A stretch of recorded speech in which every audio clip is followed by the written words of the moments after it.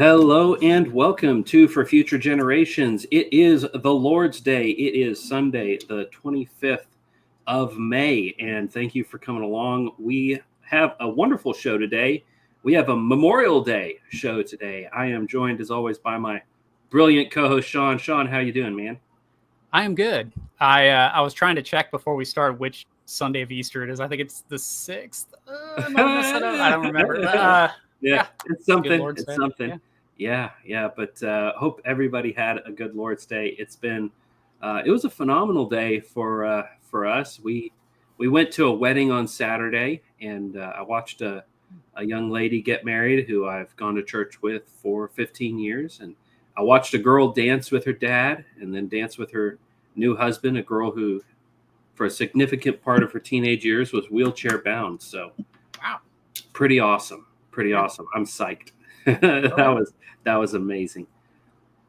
But this morning we stayed local. Instead of going the long drive to our faraway church, we went to a more local place because we were tired. Yeah. But so Memorial Day plans. You got anything planned, Sean? I already did my Memorial Day stuff and had pictures, and so I was going to share that. Did that on Saturday. You'll have to educate me. I think you pull up the picture, right? Yeah. Which one do you want to do first? Pull up the Confederate grave. This one here? Yeah. So for those who don't know, we are both members of the SCV, which is the Sons of Confederate Veterans. We are direct descendants of Confederate veterans. And part of the SCV is you could do this. I mean, not everyone does this, but grave cleaning, taking care of graves. And so this is my guy, Frederick S. Beat. Good German first name, at least. I don't know the origins of the last name. He was a bugler. He was in Company K of the 5th Texas Cavalry, which is always cool when it's one of our guys here in Texas. And he died very young. He died at 42. So, he died before his 43rd birthday. Don't know exactly what of, but he didn't die during the war. He died a little bit after. His right? What was that? I see the date there, 1884. 1884, yeah. He's got kids buried next to him, so he, lived long enough to at least have kids, and that's good. Yeah, anyone asking, the reason that it's orange like this is I doused it with D2 because it had never been done. Now, if those who don't know, D2 is the authorized cleaning solution for VA or DOD graves, however they're defined, but the ones you get from the government. Some things I guess I could point out. Is there a way to show my arrow? Your cursor? I don't think so. Oh, okay. Anyways, if you look, on these graves, there's a peak. That's how you'll know it's a Confederate grave. Really? Because the Union ones will have curved like American soldiers, but the Confederate ones have a peak like that. It comes to a point in the middle. And I have asked, and I cannot also get this peak, though I have I have asked. They were like, no, that dies with them. I'm like, okay, whatever. You know the origin of that, right? I don't. It's shaped like an arrow because they went to heaven. Oh, okay, yeah. No, I got you. Pulling that out of my backside. The other one's an arch because it's a rainbow. I don't know. Anyways, there we go. What is the yellow? Is that like stuff that's grown in there and died, or? Yeah, it is biological growth of like some fungus kind. And stuff. Yeah, it's something that's gone into the pores. And so, it used to show up as kind of a black, but I doused it. The first time we went out there, I did some cleaning. We actually scrubbed it. It was dirtier than this. And this time we went out and just doused it with D2 because you could just leave it.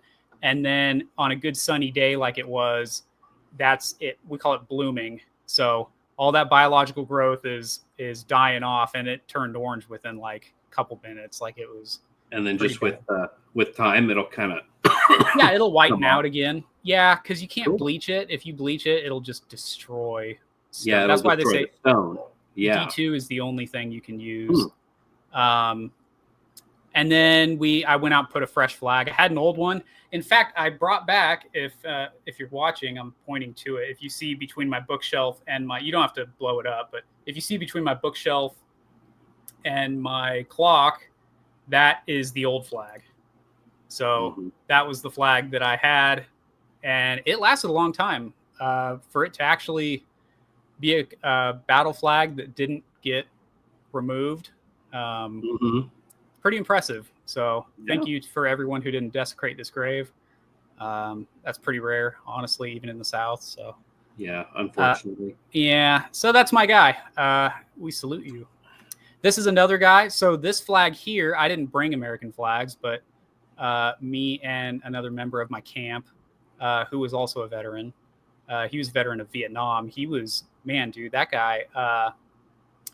He was in Saigon during the fall of Saigon. He was there for like, man, crazy. When it hit the fan. So anyway, somebody either purposely or not purposely put this American flag in front of the Confederate grave. And we were like, well, that's inappropriate. So we'll go put it in an appropriate spot. And so we picked this guy. I like that he had a cross, World War II vet.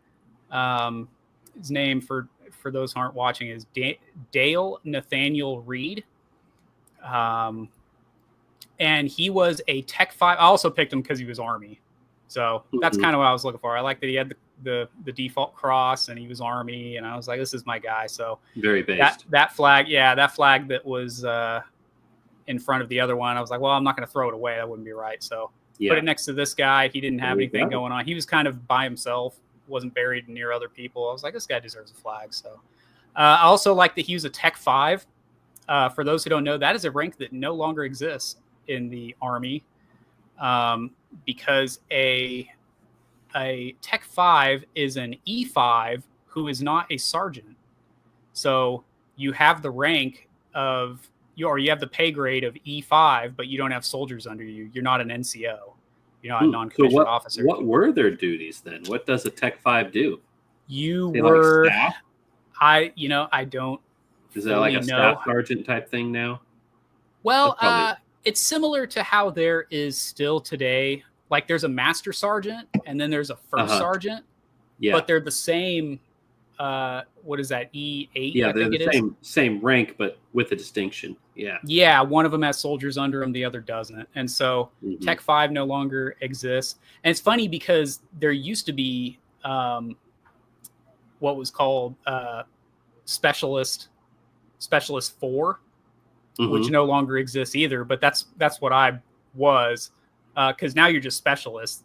You're either a specialist or a corporal. So a corporal is an E4 with soldiers under him, and then a specialist is an E4 without him. But yeah, I like that he was not an NCO, but he was still a E5. That just kind of, so I don't know. I wanted to give him a salute and share the picture and show that I'm not a monster, because he fought in World War II. So even though he's not our guy, he's still our guy. So. And he born in 1917 and died in 1992. That's a good long stretch. And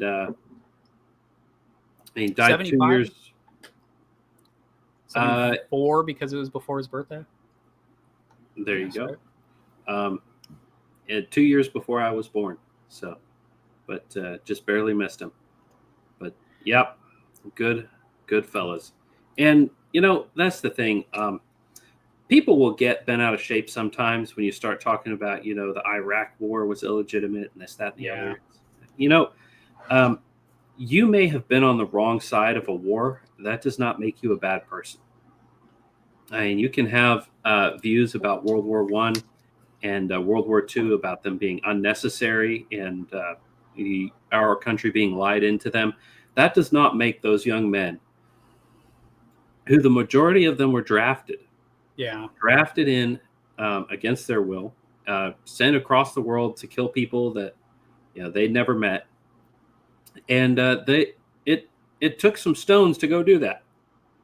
to get on a boat, go across the Atlantic, go deep into the Pacific, and get shot at by weird foreigners. It's like, that'll build character. Yeah.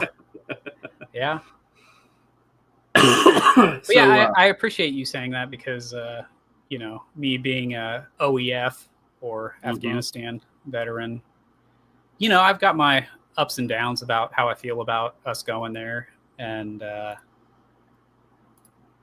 but that was the fight that my country had at the time that I was a soldier. And so that was the place I got sent to. Yep. The pawns on the board aren't asked for their opinions. Right. Yeah. But they still make good soldiers. So we're going to do Memorial Day tomorrow on the Monday. Going to have our brothers over. I've got some ribs that I'm going to smoke. I'm going to have some good old barbecue, good old fun. And this is my Memorial Day hat. I am not a veteran, but I wear this for the men who can't. The USS Liberty, which was brutally destroyed by enemies of the United States, and the men on board were left abandoned, as soldiers sometimes are, be you in Benghazi or be you in the Gulf Coast. Sometimes our government, for some reason, decides that you can get left on, you can be left out to dry, and we're just going to let you get killed. And that's what happens. So if that's something that interests you, you can look into it. Real quick. I am the first lieutenant of my SCV camp, and part of those duties is finding speakers to come and speak at our meetings. And it's a long shot, but if anyone knows how to get in contact with a survivor of the USS Liberty, I would be absolutely honored to have one of them come to one of my meetings and speak. I don't know how I would go about that, but it seems like there's a couple of those guys who are very open to doing documentaries and interviews and that kind of thing. So I would. Yeah, well, if you know one, holler at Sean. His Twitter bio is in the description. You can find him there. All right. Well, without further ado, let's get into the subjects for tonight's show. So the name of the show is Doxing and Double Standards. There were some very revealing things that were said and done on Twitter. Twitter seems to be, for the most part, the public space. If you want to really get out there and argue with somebody, that's the place to go. And Dr. James White of Phoenix, Arizona, is no stranger to getting out there and arguing with people. But he's had a bee under his bonnet for the last couple weeks about this Twitter Anon who goes by the handle Defiant Baptist. And Defiant Baptist said some things that kind of made him mad. And so he went on a full purge. He's calling for this guy to be doxxed. He's calling for him to be put under church discipline. We're not exactly sure why he should be put under church discipline, but for sure he should be because he's just a bad person. But let's look at this here, and I'm not sure just how good this is going to come across. Let's see. That's probably viewable right there. Yep. So this is a longish video. It's 5 minutes, which is a bit long to be playing on a podcast like this, but we're going to pause and stop and go. So Sean, if you want to say something, just yell pause or stop or andale or something. Gas. Yeah, gas. And I'll stop and we'll discuss. But Defiant Baptist this afternoon protected his account, and thankfully he did not remove my access to this video, or if he did, I'm being very careful not to refresh the page in case I lose it. But his response to Dr. White, to James White, is, I think, worth looking into. But let's play this video and see what is said and kind of weigh it for ourselves. Account out there, and again, it's an anonymous account. Hold on. First off, now for the sake of getting through, I am going to play this at 1.2 speed. And so there's this account out there, and again, it's an anonymous account. But it's one of the worst. And This guy named Defiant Baptist. Follow him. And he's a big guy. You know, I can make a really good case biblically that if anybody knows who this man is, that they should reveal that, so that if he is in a church, that the church would be made aware of it. Because this is the stuff this guy posts is very much in line with 2 Peter and Jude. You know, clouds without water and hidden reefs in the love feast, all that kind of stuff. And I mean, it's really bad. Unsubstantiated. I follow Defiant Baptist, and his stuff is not vile. It is the reason that James White doesn't like him is because he's been clapping back at him on Twitter. And, you know, his response is, oh, well, he's just a really scuzzy, disgusting guy. That is not the case. He's not constantly saying vile, disgusting things. He's just a guy. Yeah, it should be Reprobate Baptist, not Defiant Baptist. And he reposted what I said about when I reposted Doug's article. And, of course, then decided to add sexual innuendo. So this is the sexual innuendo that White is referring to. Defiant Baptist says James White really needs to start using the no homo disclaimer. Now, some people are going to have an issue with the phrase no homo, but whether you like it or not, that has made its way into common parlance.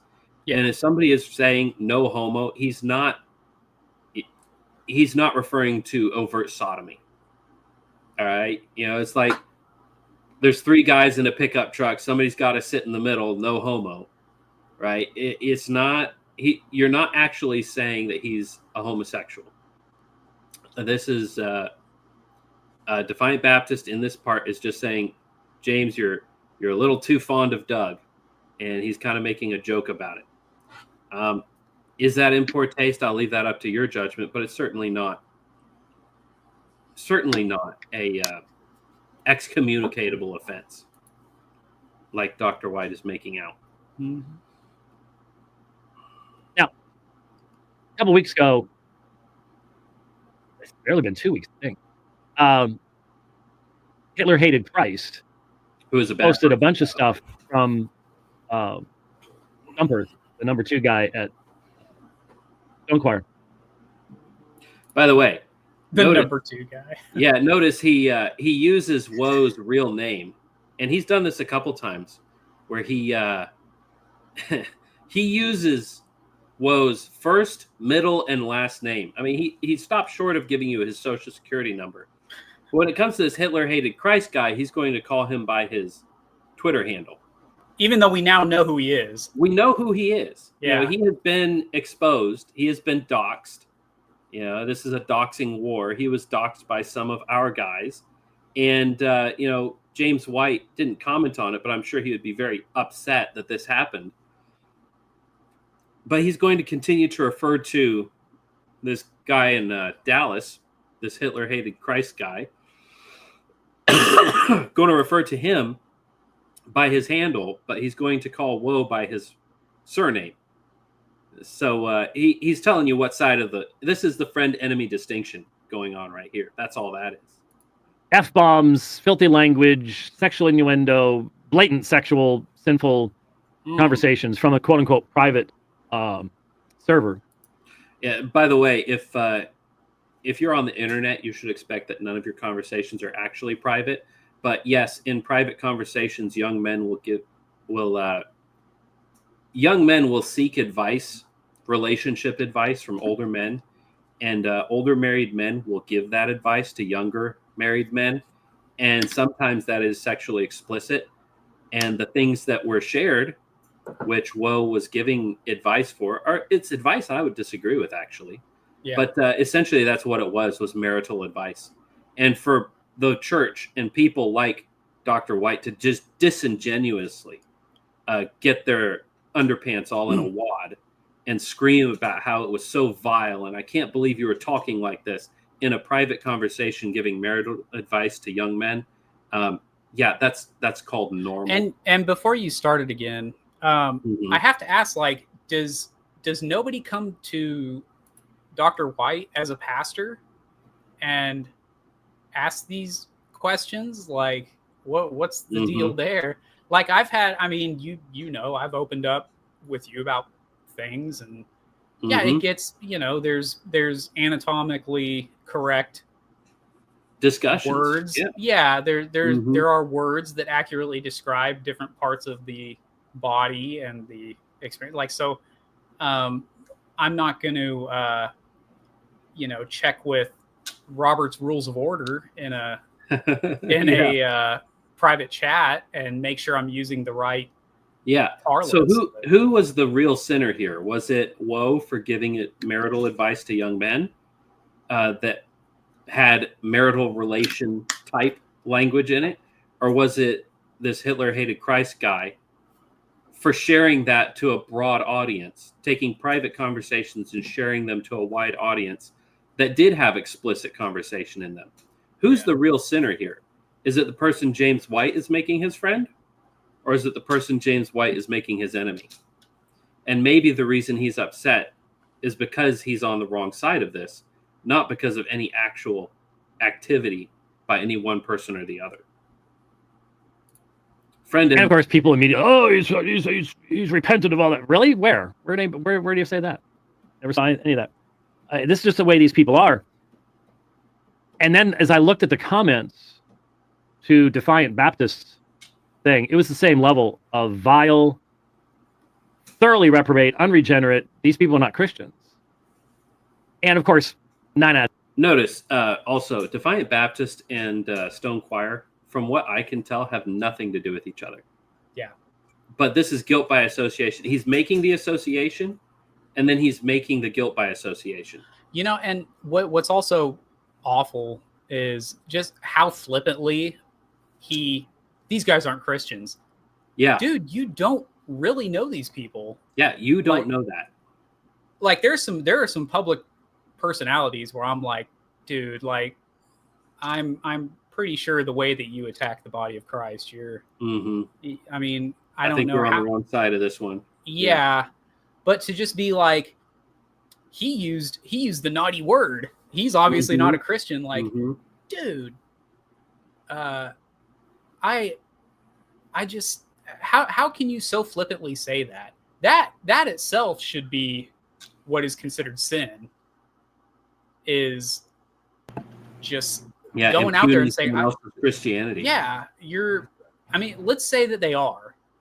Let's say, for the sake of this argument, that these people he's talking about are Christians and they're indwelt with the Holy Spirit. How would the Holy Spirit feel about that? Like that, I mean, that's how it's a very serious thing to say, like, hey, this guy claims to be a Christian, but he's false. Like, have a sense of weight when you say something like that. Not, I saw the comments. They're clearly not Christians. What were they denying the Trinity? Like, what were the comments about? That's just, I'll get off my soapbox with that, but it just bothers me how quickly people will condemn. No, it's a fair point. It's a fair point. That's them or Anons as well, so they may be the same guy. Who knows? There's just no way to know. All of my enemies are just one guy in his basement. It is astonishing to see the kind of behavior that has come from this. I've probably blocked 100 people since the thing. I don't need white supremacists in my feed at all. I have no time for them. I have no interest in them. What even is a white supremacist? Yeah. It's a really big fan of James White. That's a Is that what it is? That's a white supremacist. It's the guys who were in the chat saying, like, White is going to demolish Corey Mahler. Yeah, that's a white Those were the white supremacist guy. Yeah. I know 0 people who call themselves white supremacists. Yeah. I know some people who have some very race-conscious views that are even so strong that I think they're beyond the pale. Even those people don't call themselves white supremacists. Like, I know 0 people who consider themselves that.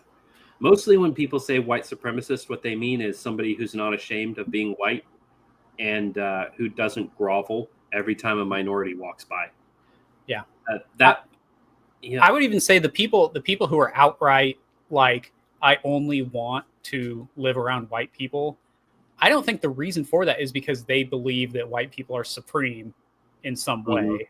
It's a preference. It's saying, I think I would thrive best in these conditions.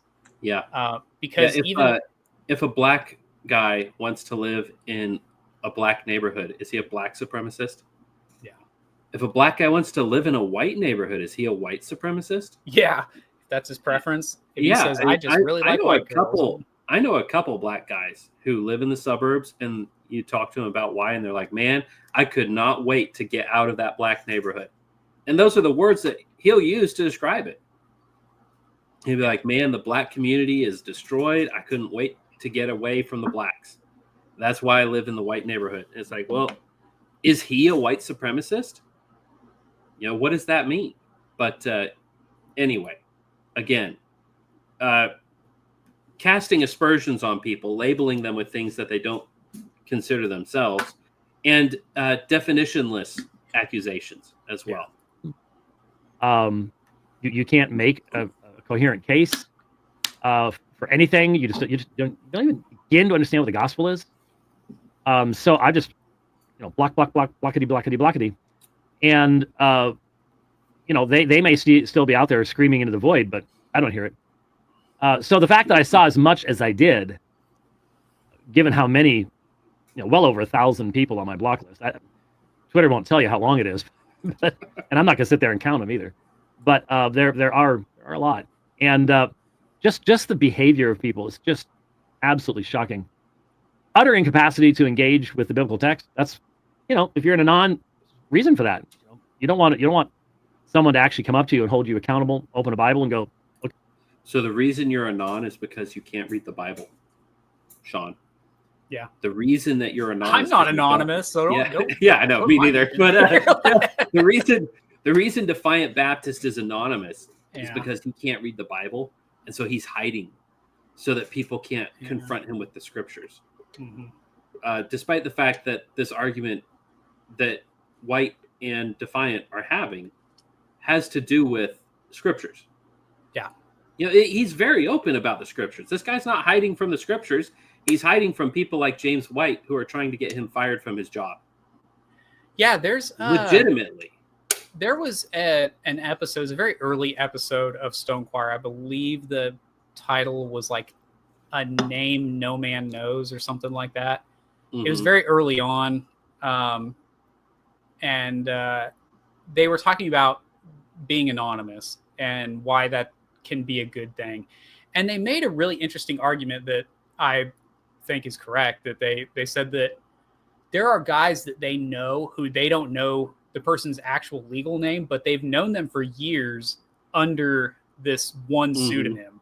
So it's the same guy. And so they know their prayer requests, they know their life story. They know their character. Yeah, they've truly bonded with this person, but they don't know the details of their life the way that it's like, name and address and stuff like that. But yeah, I think that needs to be taken into account. Like what Dr. White is doing here is taking a list of things that this one person has said, this personality that they have put forward under this title of Defiant Baptist, and said, this is my character.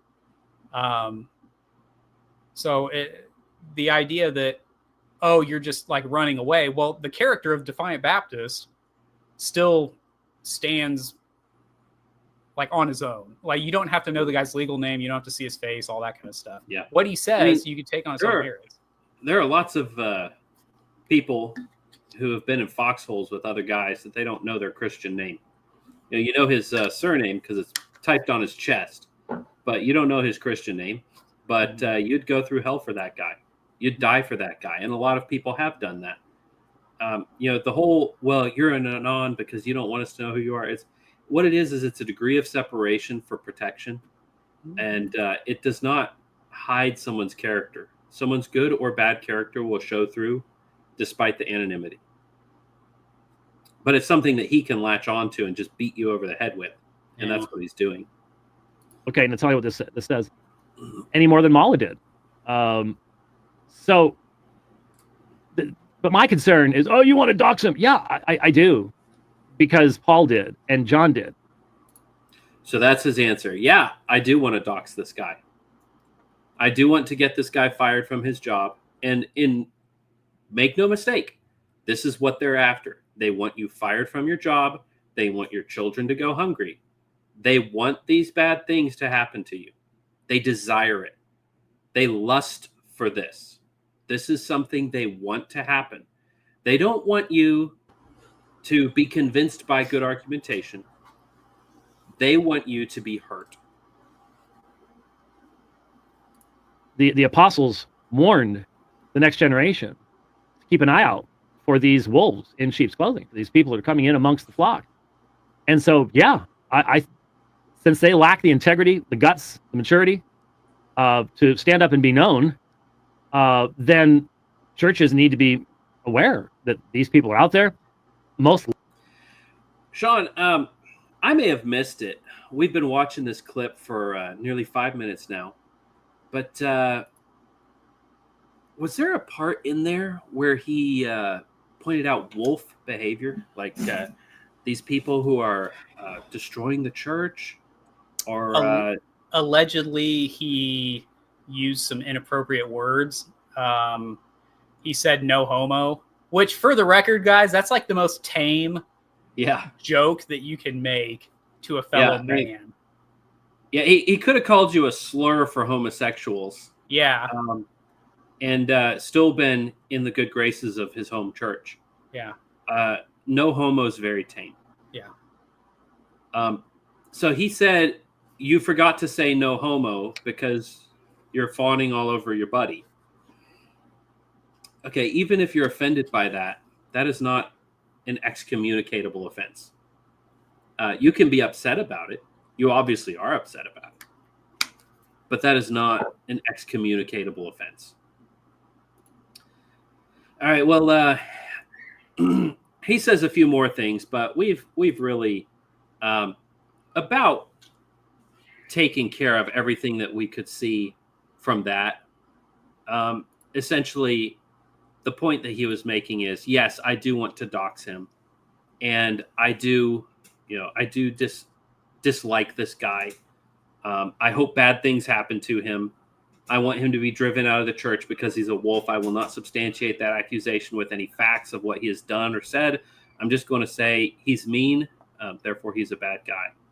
Do you have pulled up the thing that I had put in our private chat? The Twitter? Yeah, I want to touch on that last. So okay. We get to that, we have cool. So this week also there was and this is related, and there are kind of two parts of this. One that I'm going to roll into this subject, one I'm going to roll into the next.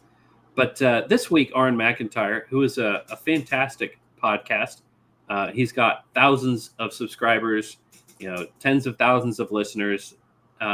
Unlike this podcast, because he does a pretty good job. But he does not have a coughing fit on screen every week.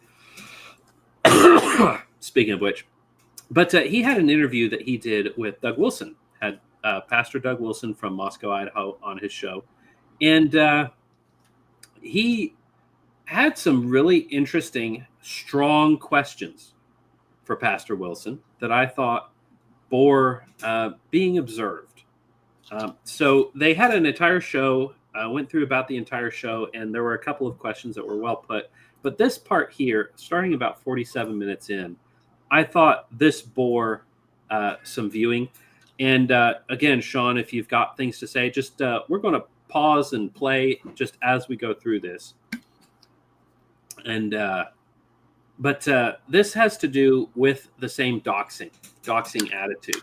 White and Wilson have both been on the side of doxing people, and they make overtures about we should take care of our people, we should all be in this together. But whenever there's somebody they don't like, they're not very shy about kicking them to the curb. So here's Anon McIntyre asking Doug Wilson. I'll just put my cards on the table here. I'm good friends with Ryan Turnipseed, who was excommunicated from his church because he went on Stone Choir's podcast. Now, Ryan doesn't agree Can I with hold on real quick? everything they say at all. So Ryan Turnipseed is a Lutheran. Yes. Did he ever go on the podcast? I don't think he did.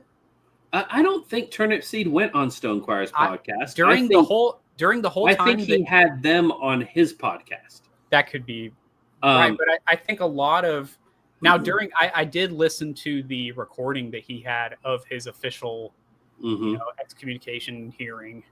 I put that in scare quotes because it was not legitimate. It was not it was a clown show from start to finish. And they mentioned, well, they've liked your tweets or you've shared things from them or whatever. Mm-hmm.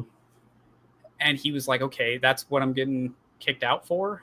So I think that Aaron or Oren, whatever his name is, I think he misspoke. I think that is inaccurate because I haven't listened in a long time, but I was listening to every episode up until past the point that he was already kicked out. So he definitely didn't get kicked out for being on the podcast. No, he got kicked out for exposing that the small catechism. The new president is a raging leftist, and that the revisions made to the small catechism were heretical.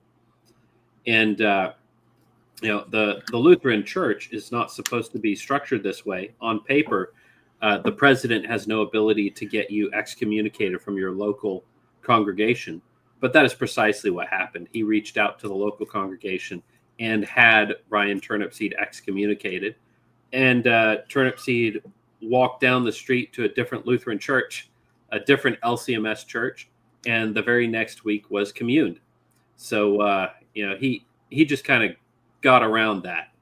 Because the pastors there are going to look at that like, well, that's silly. You can, that's not a, that is not problems with the smaller catechism edits. Again, that is not a, you are not one of us offense. Yeah. That is not an excommunicatable offense. Yeah. I've talked before about how, within the church, there are people with differing views. There's people with different backgrounds. Like, even within your all-white church, not all of you had the same life, I promise. And because of that, some people are going to believe differently about some of the smaller things than you. And, that is not a reason to kick someone out. You're going to have some really, really extreme differences with people. And, you got to learn to live with it. I've got a guy in my church. He's a direct descendant of John Brown.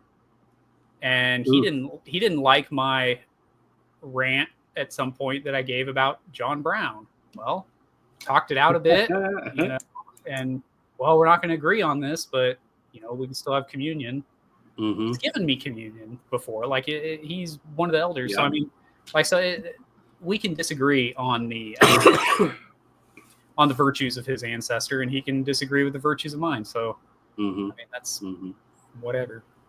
Yep. And this is something that's inevitable. Something that I think we've forgotten in the modern day, but Christian nations have gone to war against each other for legitimate reasons and remained Christian nations. Yeah. And the fact that people can't seem to get that through their head, that, there's a culture war going on right now. So therefore, if you disagree with me, you're not a Christian. If you're on Twitter and you're criticizing me, it's proof that you're not a Christian. That's not how the world works. And I'm extending that to people on the other side of this culture war from me. Now, some of them legitimately, the gay affirming, God is a gender queer, they're obviously not Christians. But there are good Christian people on the other side of the culture war from us, even.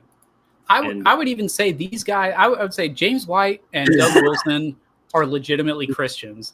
They consider me to be an enemy. They probably don't know me personally, but if they did, they would consider me to be an enemy. And I consider them to be Christians. So, I mean, I despise some of their even theological takes, but that doesn't mean that we are not both in Christ. It's just such a crazy. Everyone wants to excommunicate so quickly these days and so flippantly. They don't take it seriously what the body of Christ actually is. Yeah. Wilson gets criticized quite a bit and is sometimes referred to as the Pope of Moscow because he sets himself up like he's an authority over the Protestant church. And the thing is, that is a fair criticism. He does act like that. Not all the time, but a lot of the time, as we'll see. He was simply invited on a podcast about an issue. He discussed it and left. But this was enough to get him full church discipline, several struggle sessions, total lies from church leadership. Ryan is one of the most upstanding young men I have ever seen. He is a leader. He's a good man. The fact that a guy like him can be excommunicated simply for speaking with these people and not immediately like caving to some kind of mob denouncement of them does not speak well of the process. It reminds me a lot of the Thomas Acord affair. I've met Rob Dreher. He likes my stuff. Seems like a nice enough guy. He also was involved in a cancellation that canceled one of my friends, who's a very good guy, not Thomas Acord, but one of the other guys at that school. He was also involved in the cancellation. But also the Thomas Acord one. Yeah, he did get Thomas Acord fired. This man who abandoned his wife and children, left them in the care of Thomas Acord. Thomas Acord was taking care of them. And he's gallivanting all across Eastern Europe, fascinating upon primitive root wieners. And, he reaches out back home to attack the man who is caring for his children and gets him fired. Yeah, so very despicable behavior. Who's a very good guy with several children who he suddenly couldn't feed because of this witch hunt. And so I'm very concerned that several of my personal friends who are good Christian men, family men, people of upstanding character, are being slandered and destroyed in this like witch hunt over what seems like a relatively small batch of guys who, again, fair enough, bad behavior is bad behavior. I'm willing to call it out and I'm willing to acknowledge it. And I think that there's a role of that, especially if you're a pastor, but do we have to turn this into a public struggle session, or can we just address bad behavior in our churches? I guess I'm confused about that fact. Well, any comments before we go on? No, keep it going. All right.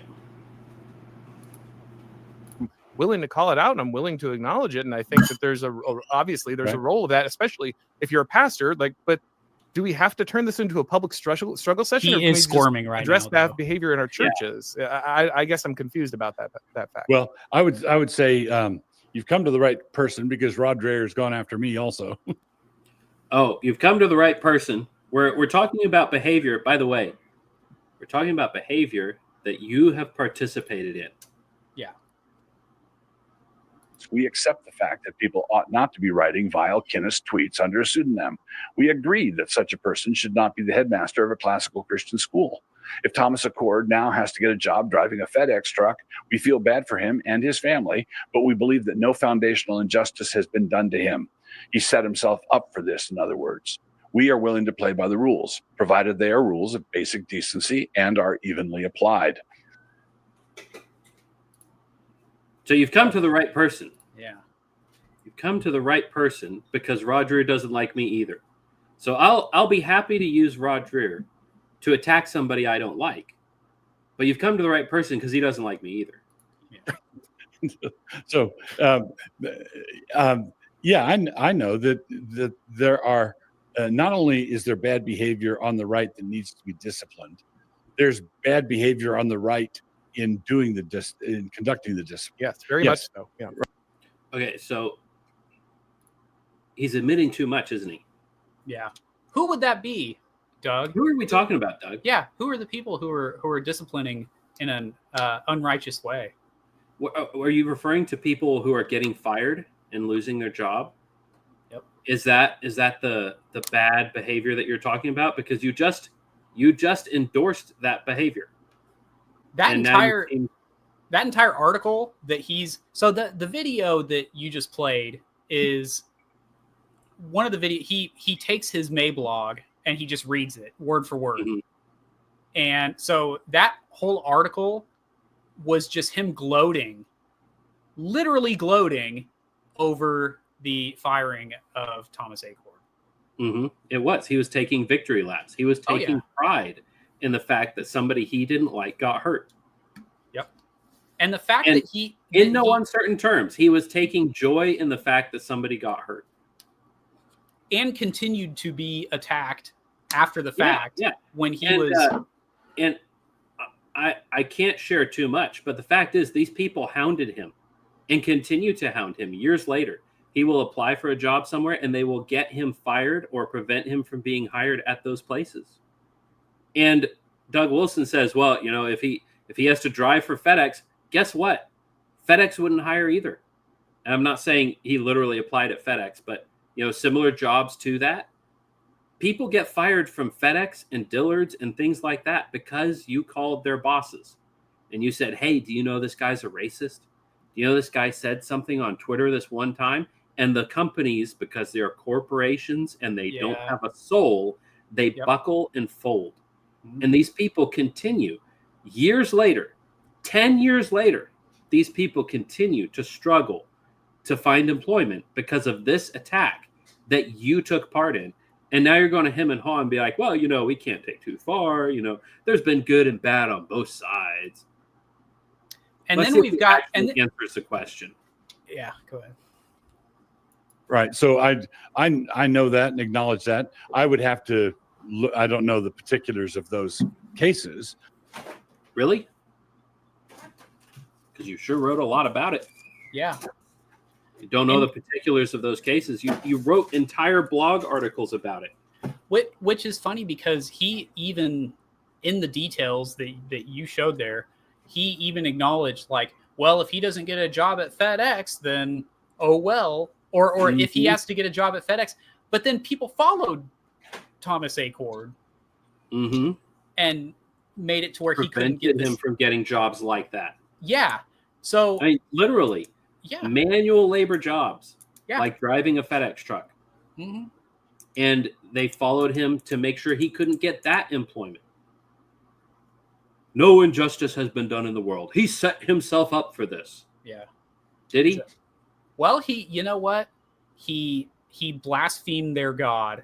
That's what it comes down to. He did. He blasphemed the post-war consensus, which is their God. But I do know that Rod Dreher, very ironically, wrote a very good book, Live Not by Lies. I really liked the book, but was pretty responsible for, circulating a number of lies about us. And you can't write a book called Live Not by Lies and then circulate lies, right? So, okay, that's no. So his entire answer, I'll spare you the rest of his answer, but his entire answer boils down to, this is bad and I'm the victim. Yeah. You know, bad things happen and people have been persecuted. And have you seen how I've been persecuted? Yeah. I'm one of those guys. Yeah. I'm one of those guys that's been attacked. Yeah. Okay, Doug. He names Thomas, Aaron McIntyre names Thomas Acord by name as someone who has been persecuted. And Doug Wilson says, have you seen how much I've been persecuted? Doug Wilson, who personally persecuted Thomas Acord, makes it about himself. Oh, man, but have you seen how much I've been persecuted? You know, Rod Dreher has said bad things about me. You know, these people lie about me sometimes, too. What's really awful is that guys like Doug Wilson, I've made a comment on Twitter like way, way back, where I was saying that Doug Wilson gets paid to say this stuff. Whether or not he gets paid directly to be saying crazy stuff on other people's podcasts or on Twitter or wherever, the work itself is fungible. Like he receives money so that he can have the cushy lifestyle to attack people and get them fired from their jobs. Same thing with James White. James White gets paid so he can live a cushy lifestyle, go travel the world and do his debates and whatever, which is fine. But then he uses that as a platform to get rid of like manual labor people who are just trying to feed their families. They're not being paid by church money. Every single time now, I personally love my church, but every time I drop money in that offering plate, I think about that. It's not good that I think, but it's just an unfortunate circumstance of like, dude, this money, whatever little money that I'm dropping here is money that I need to feed my family, but I'm paying into this church with the hopes that they're not going to kick me out, or worse, get me fired from my job for having a different political opinion or use this money to demographically replace me. Yeah, and rob the country from my own children. Yeah, it's a real threat. Yeah, it's very frustrating. So that's my thing. When guys like Doug Wilson, he gets paid to do all this. He doesn't have a job outside of doing what he's doing right there. He gets paid to be a personality. It was like when people say, like, why is Paris Hilton famous? Well, she gets paid to be a personality. People like talking about her. Same thing with Doug Wilson. That's what he gets paid to do. He gets paid to be a very loud and boisterous person who attacks people. People listen to him. People like us who are like, well, let's see. I'd love to see Aaron McIntyre tear this dude apart and squirm in his chair. So yeah, I'll get off my soapbox there. Yeah. On the other hand, if you want to pay us to be, yeah, if you want to pay us to be personalities, on the other hand, we will not try to get you fired, even if you're a Marxist. In fact, we are hundreds of dollars in the hole. We will. Our enemies, instead of trying to get you fired, we will try to get you employed. There you go. We'll tell the communists to get a job. Yep. Anywho, this is a follow-up question sent in by the commenters. This is something that I think was very helpful. Yep. Aaron McIntyre having the comment section. Speaking of which, we'll get to your comments, dear viewer, very shortly. But this follow-up here was very well done. John Carter says, echoes of Buckley justifying why no injustice was done to Sobrin. We don't need any more beautiful losers. Again, I echo the concern often that this feels like an attempt at another Buckleyite purge. Now, before we get to Wilson's response to this, I just want to say, if you do not know who Bill Buckley is, then you do not know who Doug Wilson is. Yep. Doug Wilson has consciously and openly made himself the Bill Buckley of today, which is he is the conservative, and in this case, the Christian form of containment for the right. Buckley was funded by the CIA to be the containment project for the right, to keep them from getting too conservative, to keep them from being too radical. And he used his power in his bully pulpit to cancel and hurt people, not the least of which was Joe Sobrin. So this is a very pertinent observation, because this is exactly what is going on. Yep. Is Bill Buckley, what he did to Sobrin, what he did to Pat Buchanan, the things he did to the people who were the true conservatives on the real right, and the things he did to usher in the neocon establishment were extremely detrimental. And that is exactly what Doug Wilson is doing right now with his platform. The problem with that is that I am a big Sobrin fan. Oh, okay. So again, I can't be the bad guy because I'm the victim. Well, I like Sobrin, so I can't be Bill Buckley purging Sobrin because I like Sobrin. Yeah. Even though his behavior in doing that is exactly what I'm doing. Even though that behavior is exactly what I have literally modeled myself after. Yeah. Literally the actions I've been taking. It's almost like Doug Wilson cries out as he strikes you. Very strange. Yeah. Weird. I think I've heard that before, but somewhere in the far reaches of the back of my mind. Also, shout out to John Carter. John Carter, a very prolific commenter. Very prolific commenter, and this picture here of the "It's all so tiresome," just absolutely correct. It is. We could do like a mystery science theater type thing where we just watch that movie and comment about it the whole time, because I just adore that movie. If you've never seen it, it's called Empire of Dust.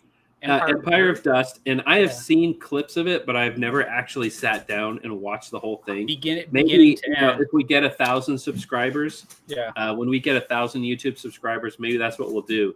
Is we'll just live stream our Mystery Science Theater, watching that show. Yeah. And bring on a couple friends who are as annoying and pedantic as we are, because There you go. it is eye-opening. But as somebody who has traveled the third world extensively, not surprising. Yeah. Just you go out there and you see it for what it is, and it's like, man, it's almost like the third world is the third world because it's full of people from the third world. Mm-hmm. Anyhow, enough about that. But John Carter, great commenter. If you see him commenting on something, perk your ears up. Right.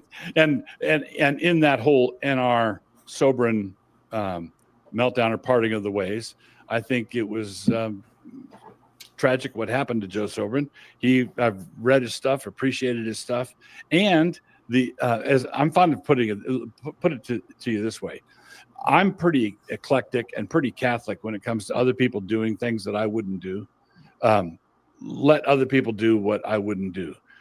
What I object to is people wanting me to do things that I wouldn't do.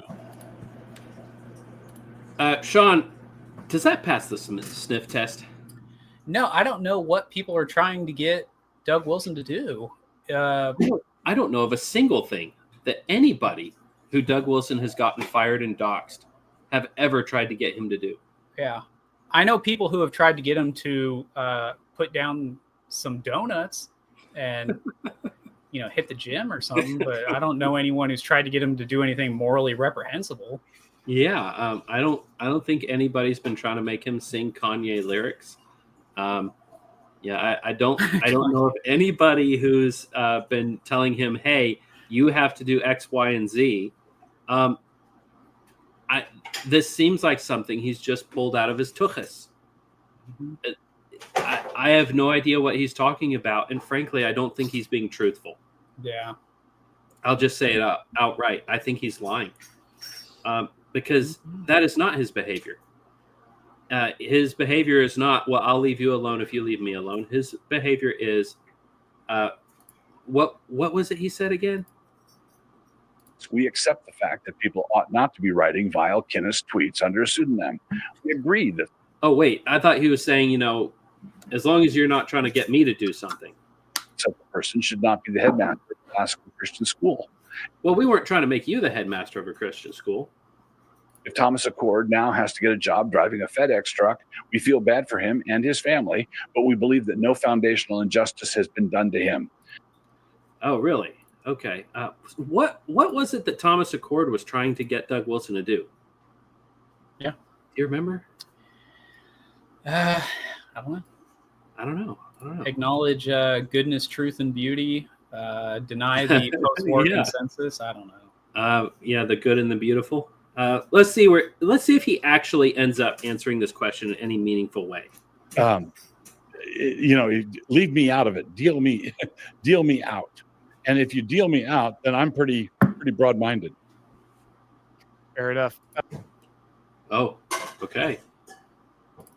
I guess he's pretty broad-minded. Broad-minded enough that he thinks that if you get fired and have to work for your UPS, no foundational injustice has been done in the world.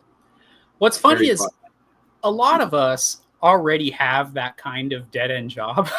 So, yeah. It's like, what are you going to take from me? Yeah. Like that's the thing. Like if I were to drop dead on this podcast, like my wife and kids would be taken care of. Like I'm not worried about that. But I mean, I could still lose my job and that would suck, but I would still drive on.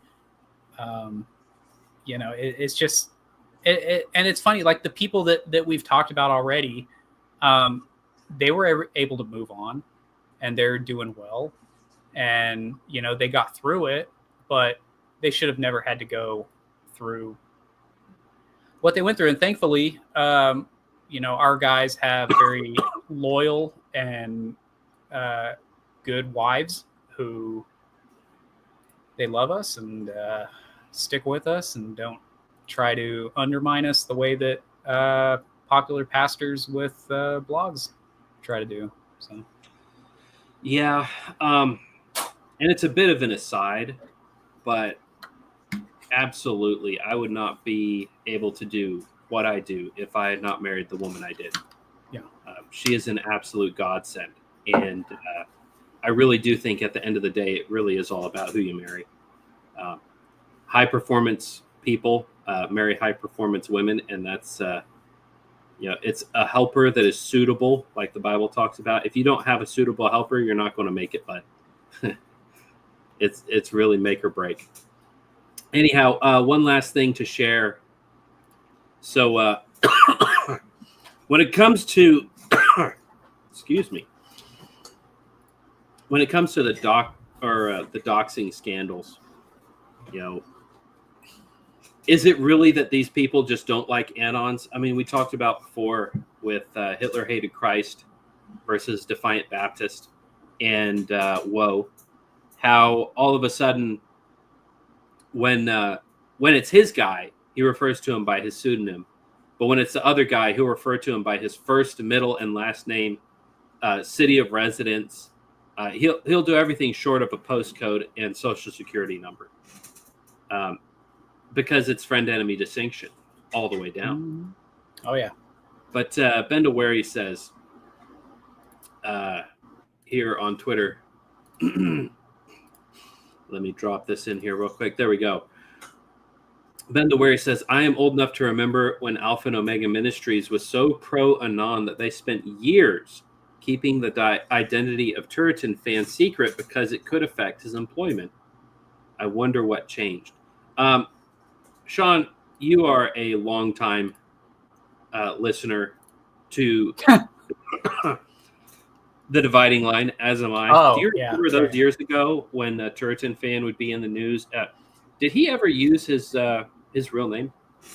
No, and I actually didn't know who that was until the other day, but I remember him always bringing him up. And I would talk with my friend who is a listener. He's commented out here on the show before, who is also a James White fan. And he was saying, like, it was just a guy who was like a helper in some capacity. I never really understood the relationship, but he would always just say a guy who I'm not going to say what his real name is, but he goes by Turretin fan. Turretin fan. Mm-hmm. Yeah. And he would have that boomer way of introducing it. A guy who I won't say his real name, but he goes by Puritan or Turretin fan. Yeah. Very, very interesting behavior. Smacks of inconsistency. And in fact, he did do this for years. There was even another case where there was a young man who came out and criticized Dr. White indirectly, but mostly he was saying some things about Bonson. His evaluation of Greg Bonson was that he was not a very deep thinker, which I'll be straight up with you. I think that's dumb. You can have your criticisms of Bonson and his theology and his philosophy, but the guy was no slouch. Yeah. Hey, we're going to get to comments later, but I just want to address the other Paul is in the chat. Accept my friend request on Facebook, guy. I sent that friend request out like a year ago or something. I never got it. Well, you might have to delete it and resend it so it comes to the top of the pile. Yeah. There's I know I've got a bunch of friend requests in there. I don't necessarily know who all they are. Yeah. But it's we'll get to that. I believe it was Dr. White who taught me the refrain: inconsistency is a sign of a failed argument. And that's what I want to leave this this whole doxing presentation. I want to leave with that idea. All right. Think about the fact that Dr. White taught us very well that inconsistency is the sign of a failed argument. Now, who is being inconsistent when it comes to the subject of anonymity? You know, if you're a guy who works at Dillard's and you criticize Greg Bonson, and this is not recently, this is old history. James White will announce who you are and say bad things about you, figure out where you're from, and try to get you hurt. He will try to get you hurt by people in your church and in your community because he doesn't like you. Because it's the friend-enemy distinction. At the end of the day, that's what it is. It's the friend-enemy distinction. All right. Let's see. Get into comments here before we get too far into the next subject. Did you have any final thoughts, Sean? Well, I know that we had talked about the thing you wanted to end on, but we can go through some comments first. Yeah, so the second part is we'll pick up back in this same video. Yeah. But let's see. Benjamin Alpaca says, well said, brothers. The hypocrisy of James White et al. Is obvious. Well, hopefully so. Hopefully they can see it. Because I think, as much as I really don't appreciate what they're doing and what they're saying, cue the mustache drawing, I do not appreciate you. As much as I don't appreciate that, I think everybody has room to grow. And it is possible that these men do. It is quite possible that these men do repent of their behavior and stop acting foolishly. One of the ways that happens is just their position becomes unpopular. Public figures are notoriously steered by public opinion. Yep. Ashley Bruce. Oh, I've had fun with DF on this one regarding White. DF. I think she's referring to Defiant Baptist, but she might be referring to somebody else. I'm not sure. John Carter, howdy in the chats here. This is the prolific commenter himself. Yes, the prolific man. Allegedly, CSA headstones are pointed on top to discourage Yankees from sitting on them. I have to wonder if they were professionally rounded, but the South couldn't afford to put ridges on them. Sounds. I mean, I would think if anything, it would encourage them to sit on it. Oh, man. Yeah. Is that innuendo? Is James White going to have to call your pastor and get you doxxed? I don't know, man. I don't know. Z, I'm late, but the tech and spec ranks came about when the Army had to fill out tons of jobs for technical jobs that didn't exist previously. That makes sense, because the idea is that as you rank up, you're getting better at your job.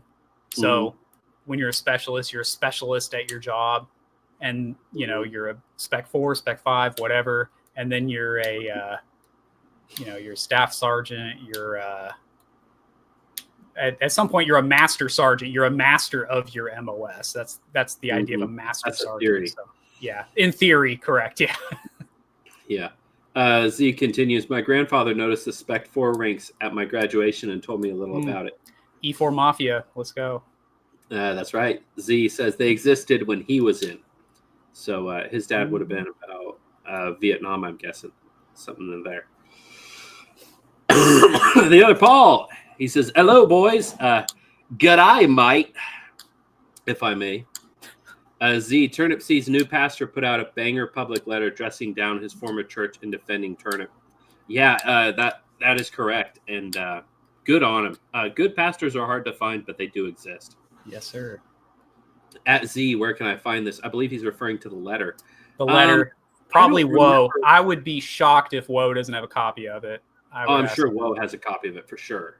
Yeah. I remember the letter coming out. I don't remember the content exactly. I think I saw it on Twitter, and I probably saw it from Turnip Seed's Twitter. But yeah, I remember seeing that letter for sure. Thaddeus Johnson, headphones. He put that out after I had said he's the guy I was saying knew who Turretin fan, not who he is, but he knew of the name. He's the guy that got me onto Dr. White like 10 years ago. So he's probably got the headphones because he just knows he's being talked about. Yep. Beautiful USS Liberty hat. Real ones know what's up. Yes. Yeah. Other Paul. Yeah. We talked about that early in the podcast. I am not a veteran of the USS Liberty. I wear this in solidarity with those men who were left out to dry by Nixon. Rare Nixon L. John Carter, Wilson likes Sobran and Dabney, but he'll get you fired and excommunicated for sharing their beliefs, and then wipe his lips and say, we believe no injustice has been done. Mm-hmm. That's right. Exactly right. Other Paul, bro, I didn't know it was you. Yeah, that's all right. Nobody knows it's me. Yeah, you have no idea how many friend requests I get I bet. week. Yeah. Yeah. Well, I mean, he's a bit more high caliber than we are. We aspire to his greatness. One day we'll be pestered by those friend requests. Ashley Brews. Oh, I just noticed the hat. Love it. Want one for my husband. You can get this on eBay. I need to get me one too. I've been wanting to get one for a very not hard long to time. find. Z, they took the letter down after the other church reached out to initiate the reconciliation process. He said it didn't need to be public anymore because the other side was doing the right thing. Well, that's good. If Woe ever saw it, he's got a copy. Oh yeah. He keeps the receipts. He's pretty cool that way. He's a very good receipt guy. Based, yeah. Z, a copy might still be up somewhere online. Yeah, if you look, you can find it. The Jaded Geek, howdy, sir. Good to see you. He says, old Eli McGowan is in the process of doxing Defiant Baptist on X presently. Oh, is that going on right now? Eli McFaggot. Yeah. Well, can't say I'm surprised. Our prayers go out to you, Mr. Defiant. Yeah. The other Paul, the Dillard's guy is David Paulman. Great guy, top tier apologist. Notwithstanding his silly comment, he did not deserve White's attacks. Yeah, fully agree. And that's the thing. You can say silly things, and it does not mean that you're a bad person. Z, Yep. Oh wait, never mind. That's a different letter of support. I'm pretty sure I've seen a letter that came from his church because they were asked to address it. Mhm. Maybe I am, whatever. Yeah. Alrighty. Ashley Brews, I meant Defiant Baptist. We've been having fun. Yeah. Follow Defiant Baptist on Twitter. He may get doxxed. If Defiant Baptist, if you're listening to this, if you are within the sound of my voice, if you get doxxed, do not delete your account. Maybe go dormant for a bit. But when you come back, the real ones will find you and we will follow you. And, just go underground for a bit. The enemy loves drinking blood. And if he can't get any more blood out of the stone of you, he'll find it somewhere else. So, just lay low for a little bit. You'll be all right. I want to say on that note, the idea with a public facing pastor is that they are set up financially and they can say whatever it is they want to say, right?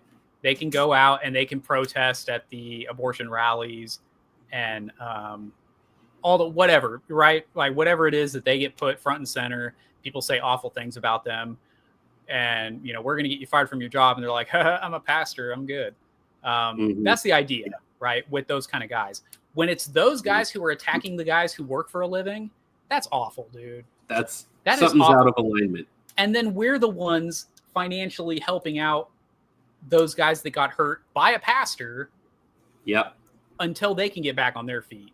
So we're all like holding each other up when it's the opposite of what should be. So when you have these front facing guys and they take a hit, as our friend that we were talking about earlier, when he took a hit, we had to come together and donate money, like real money. And well, I mean, he wasn't getting it from his pastor. Well, I don't know if he wasn't getting it from his pastor. I don't know his pastor, but he wasn't getting it from Moscow. Yeah. He wasn't getting it from James White. These para-church organizations, they weren't reaching out and funding him. Yep. All right. Well, let's get back into it. So, excuse me. Ricola. I just cannot seem. Oh, dude. I have Ricola cough drops somewhere, but I could not find them before the show. But I was doing okay then. But I thought basic training candy. Yeah, that's right. Oh my goodness. Man. You got the other clips. All right, so we're going to pick up again. So essentially, this whole show is just a review of, Aaron McIntyre's actual work, and we're just critiquing some of the outcomes of it. But he's the one who did the heavy lifting here. So this is an unrelated topic, but one that we've talked about before. If you'll remember, the name of this show is Doxing and Double Standards. We talked about the doxing, and now we're going to talk about the double standards. So let's pick up at 103.30 is what I've got here, but we'll pick up at 26. And this is a comment that is sent in, and I think it's worth considering some of the ramifications of the question that is asked.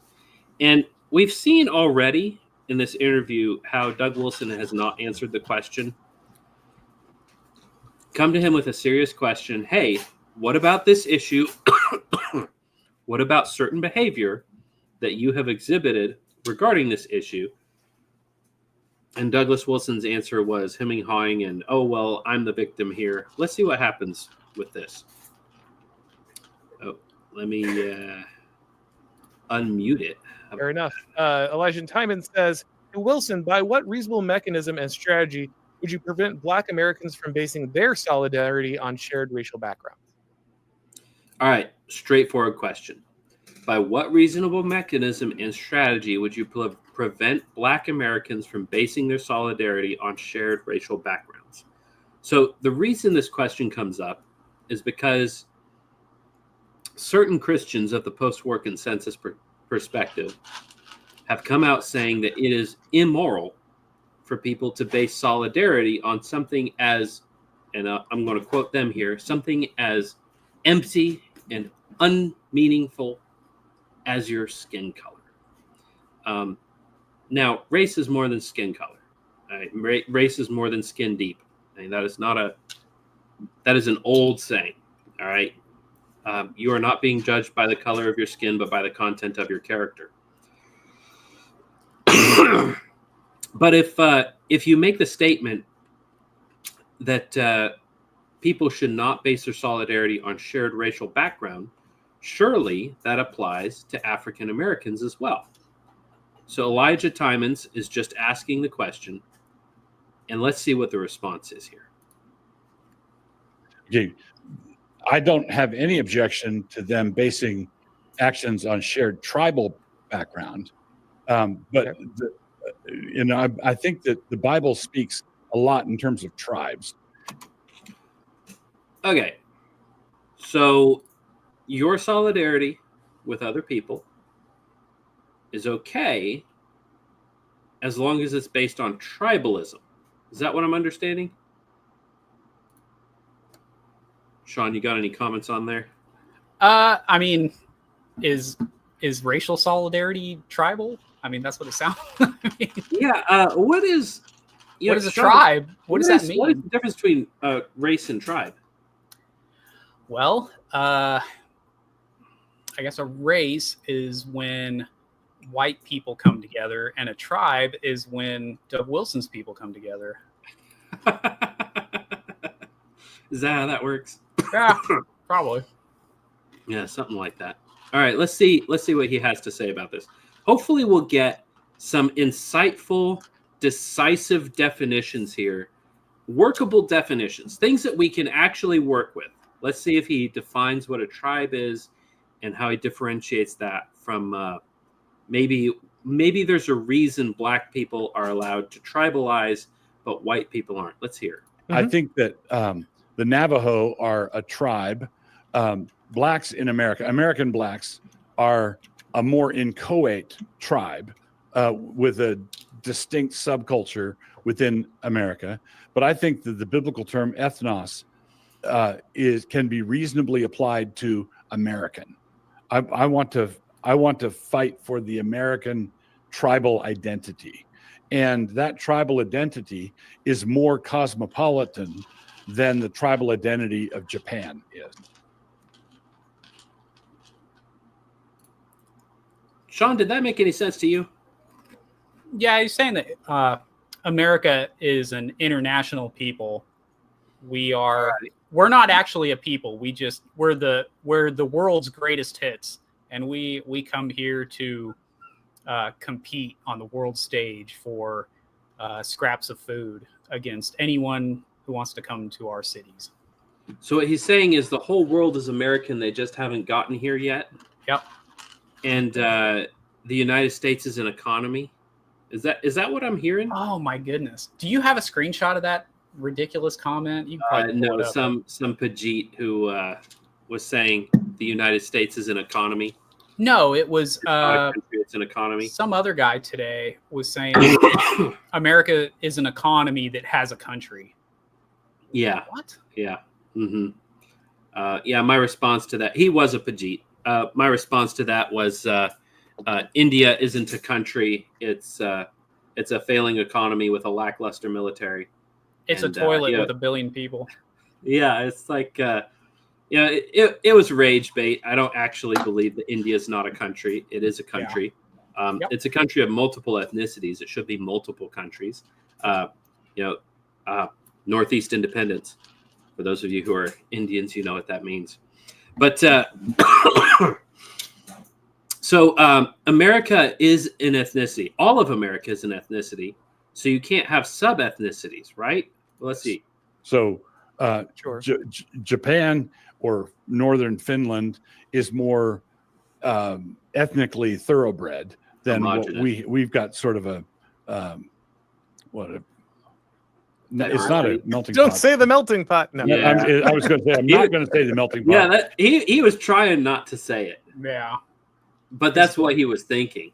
His blood was fighting for it though. He wanted to. But listen to his explanation, because here's the thing: the description that he gives is actually, I think, a legitimate one, but it kind of cuts against what he's arguing for if you follow it logically. It's more like a chef salad. You know, all the disparate elements are in there, but it's a thing in itself. So when I meet a conservative Black American businessman, one of the things I'm struck by is how thoroughly American he is, and the fact that if you just considered his skin color and dropped him off in sub-Saharan Africa, he'd be almost as out of place as I would be. Had to correct himself there. Crazy. The thing is, he's not entirely wrong. If you take an African American businessman, some guy who's been working white collar, went to school, went to college, and you drop him off in sub-Saharan Africa, he is going to stick out because those are not his people. Yeah, his ancestors were taken out of that country many hundreds of years ago, but he is not the same as those people. That's one of the reasons that I know a lot of people have a problem with the phrase African American. Yeah, we've talked about that. No hyphenations, but there really is such a thing as African American because they are African. They're not founding stock American, right? But they're also if you tried to just send them back to Africa, that wouldn't work either.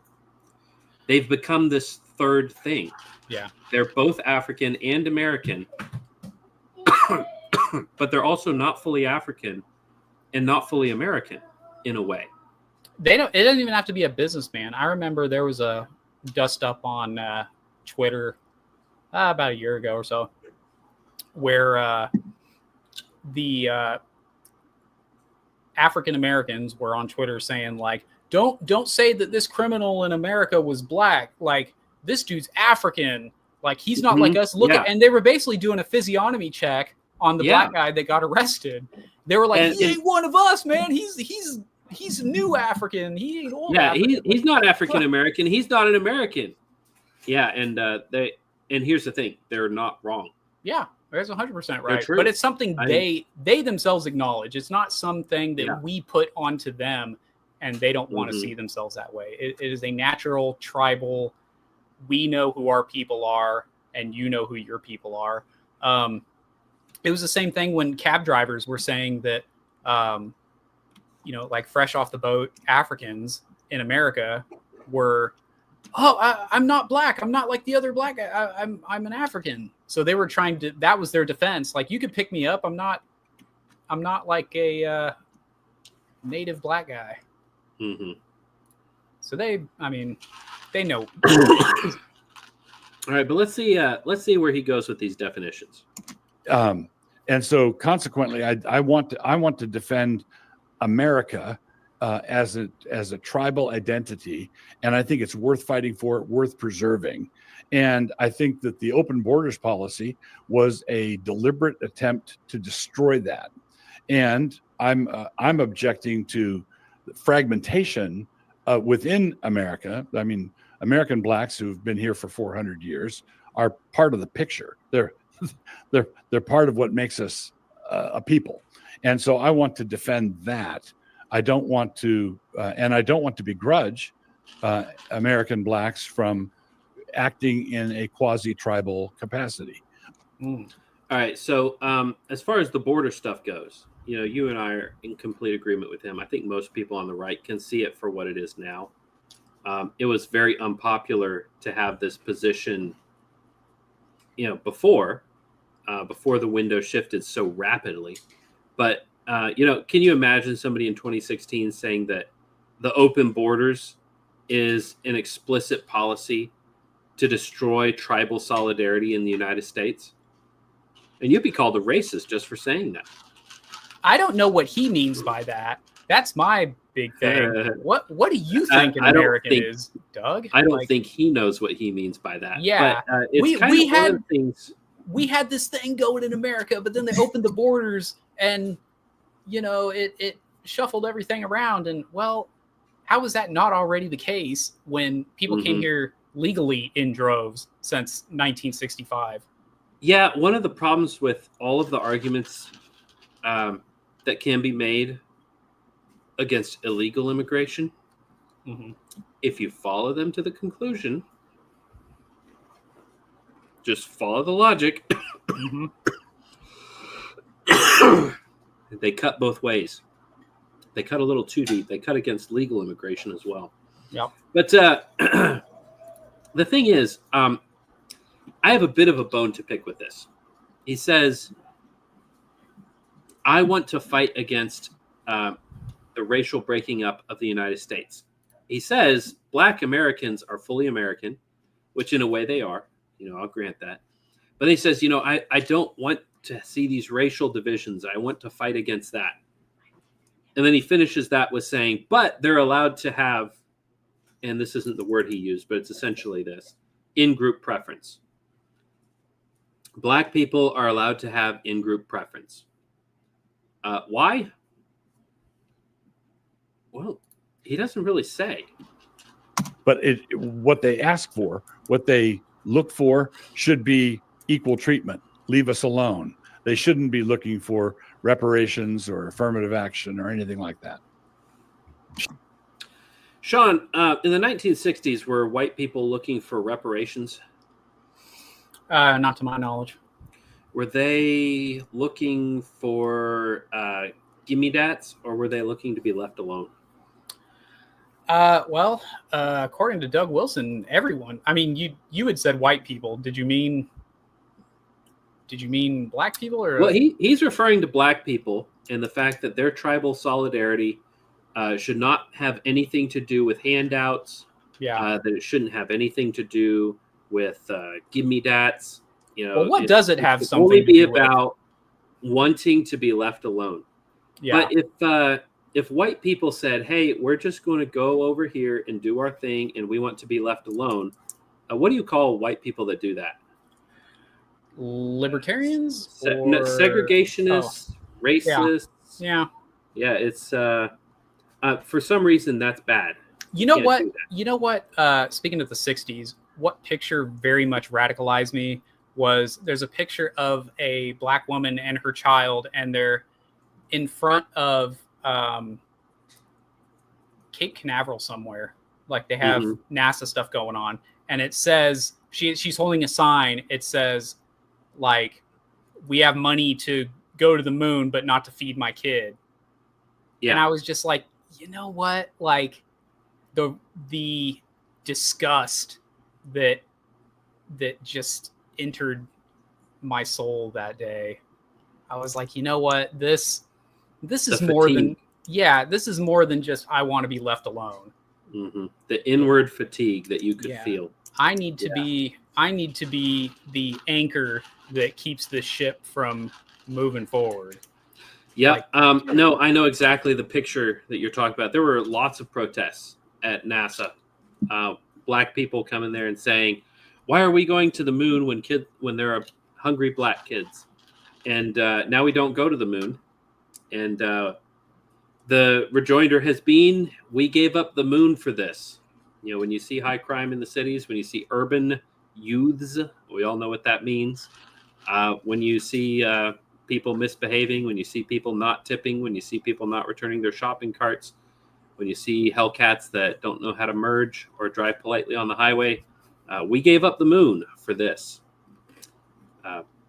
That's actually if you didn't know, that is a Woe original quote. We gave up the stars for this. He's the one who penned that like years ago. That right? Yeah, back when he was still Escatola guy. Wait, Woe was Escatola guy? Mm-hmm. Dude, I never made that connection. Yeah, he talks about it. Hilarious. Yep. Yeah. Well, I guess I've been following his work for longer than I thought. Yeah. But obviously not very deeply, but just familiar with it. His lore goes deep, bro. Kind of way. He's got a prequel and everything. Yeah, but the prequels weren't as good as the originals. Sure. So I'll say this. I don't want to belabor it because we're already running late, but I fear we might have a case of Schrodinger's ethnicity here. The black ethnicity is real, but then there's a grander American ethnicity. So there has to be other real ethnicities in the United States at that point, right? The black ethnicity the ethnogenesis occurs for American blacks because they don't have roots to tribe or language after being separation. And so the shared ethnic trait of them is that the state they share. I'll give you one. Sure. Instead of, I don't like saying there's this white tribal identity because I think that's almost worthless. So there's no such thing as white tribal identity because it's worthless. Could you expound on that? Yeah. I feel a shared identity with my fellow whites. I mean, like actual fellow whites, like not not like fellow whites. Fellow whites. Yeah. But yeah. Yeah. I mean, don't we all that's such a crazy thing to think back on. Like I remember very distinctly, even in the 90s, like there was an idea of like we are Americans, and then there's like this other group that lives amongst us, and like we know their history, but they're not the same as us. Like, you know what I mean? Like even as a kid in elementary school, like that was the thing. I mean, if you think about it just logically, okay? I'm an American. Let's say Joel is sitting next to me and he's an African American. Okay, well then we're not the same thing, are we? Yeah. We're both American, but I am not an African American. So we have something unique to each of us. All right, so Jamal walks in and he's also an African American. Who is he going to have more in common with? Whose table is he going to naturally sit with? We Yeah. all saw that. All of us that went to public school, we all saw it. That there was the black table. There weren't teachers walking around making sure that the blacks sat with each other. Yep. It just happened naturally because they have an in-group preference. Yep. And here's the thing. Doug Wilson is trying to thread the needle because he wants African Americans to have in-group preference. I am with Doug Wilson on wanting African Americans to have in-group preference. Sure. But Doug Wilson doesn't want heritage Americans to have in-group preference. And that's where we part ways because I want heritage Americans to also have in-group preference. I want equality. I want to be left alone. I don't want handouts. I don't want gimme dats. I want equal weights and measures. All those things that he's saying he wants, but he finds them ultimately valueless. No, Doug Wilson does not find this valueless. If he found it valueless, he wouldn't care. But he does care. Because if you do this, he will try to get you doxxed and fired. So it's not that he finds this valueless and meaningless. It's that he opposes it. He hates it. On some level, he does not want to let this be. Don't think Scots-Irish is worthless. For example, if you read the book Born Let's back Fighting, up just a little bit so we can catch his full sentence here. So the shared ethnic trait of them is that the state they share. I'll give you one. I'll give you one. Sure. Instead of, I don't like saying there's this white tribal identity because I think that's almost worthless. But I don't think Scots-Irish is worthless. For example, if you read the book Born Fighting by James Webb, my people are Scots and Scots-Irish, and going all the way back.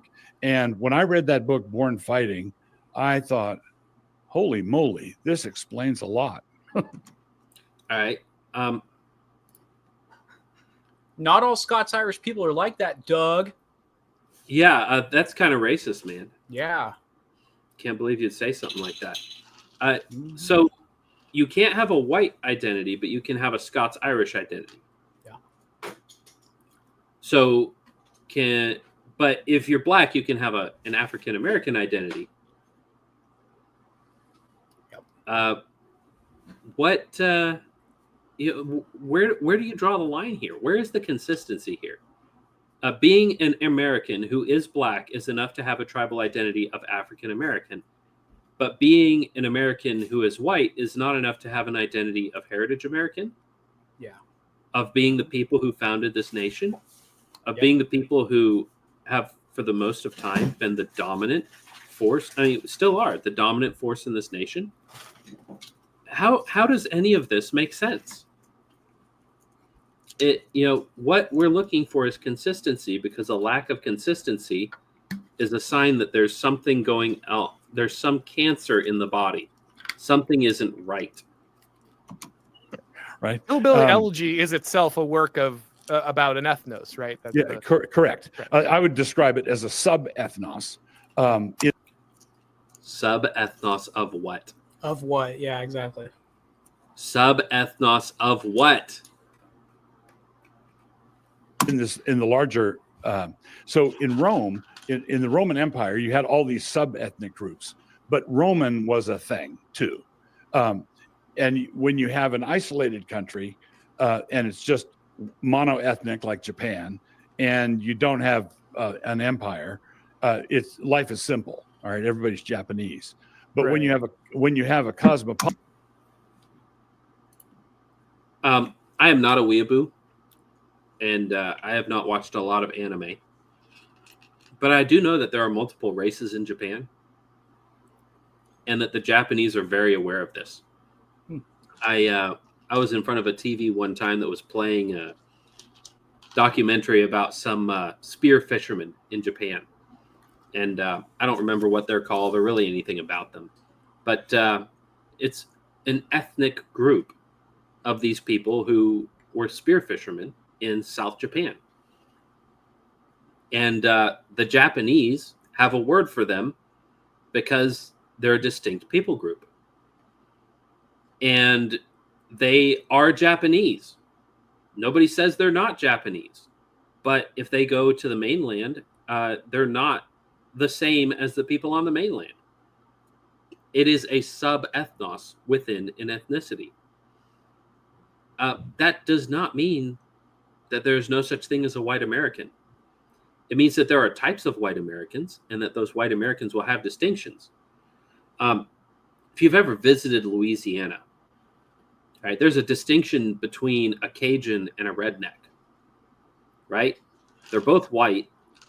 They're both from Louisiana, but they're distinct, right? Rednecks in East Texas and Louisiana and Alabama have more in common with each other than with Cajuns. Cajuns in South Louisiana and Southeast Texas, right? They have more in common with each other than they do with rednecks, because those are sub-ethnicities within a larger ethnos. They're both white Americans, and they are white Americans. If a redneck goes into a bar and it turns out it's a bunch of black guys in there, they're going to see him and be like, he's a white guy. Yep. If the Cajun walks in, they're going to look at him and be like, oh, look, it's another white guy. And the Cajun and the redneck might be, some variation of white ethnicity, but they are both white Americans and they share that in common. And the out group can see that. The people who are not white Americans are very easy identifying that. Yep. See, this is the big takeaway I have from this is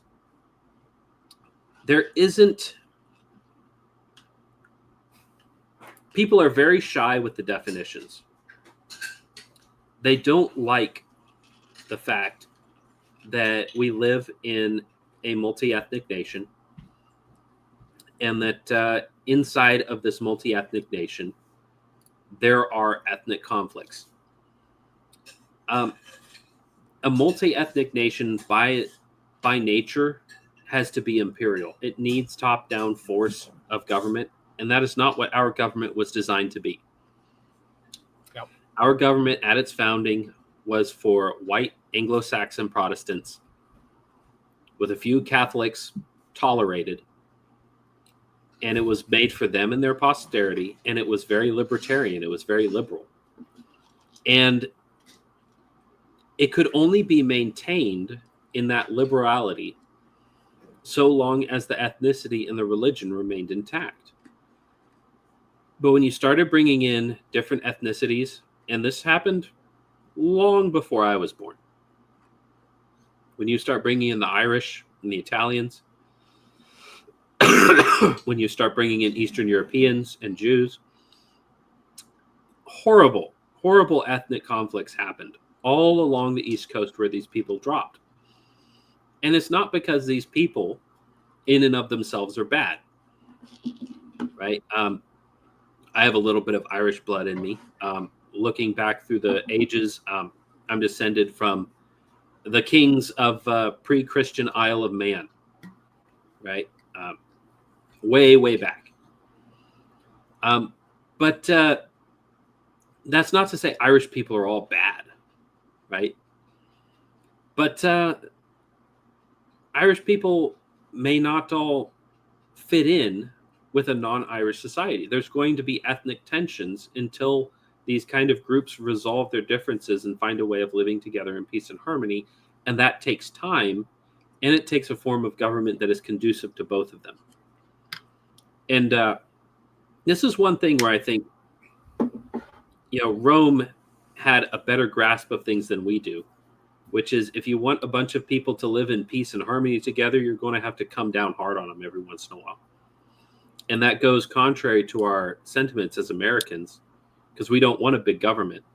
But we're going to have to pick. It's like the libertarians are fond of pointing out, you can have a welfare system or you can have open borders, but you can't have both. You can have a liberal democracy or you can have a multi-ethnic society, but you can't have both. So one of these is going to have to come to an end. So let's see. I had one more timestamp on here. We'll just finish it out, and then we'll probably pick up comments at the end. I'll play this, and then Sean, you can kind of give me your overview, your big takeaways. The United States, and here I don't mean globally, I mean just on the continent, is an empire made up of several different ethnoses. And the only problem is that most people feel like every ethnos that isn't European is allowed to advocate collectively for its well-being. As where every European ethnos, whether it be a unified white ethnos or whether it be a separate, no one's running around talking about the Scots-Irish. No one's running around and talking about the Dutch community as a bloc that's allowed to wield political power and go ahead and argue on its own behalf. Yep. The last time the Scots-Irish ever wielded political power for themselves, they got murdered and their houses burned down. And we still fly their flags today in various forms. That's right. That's right.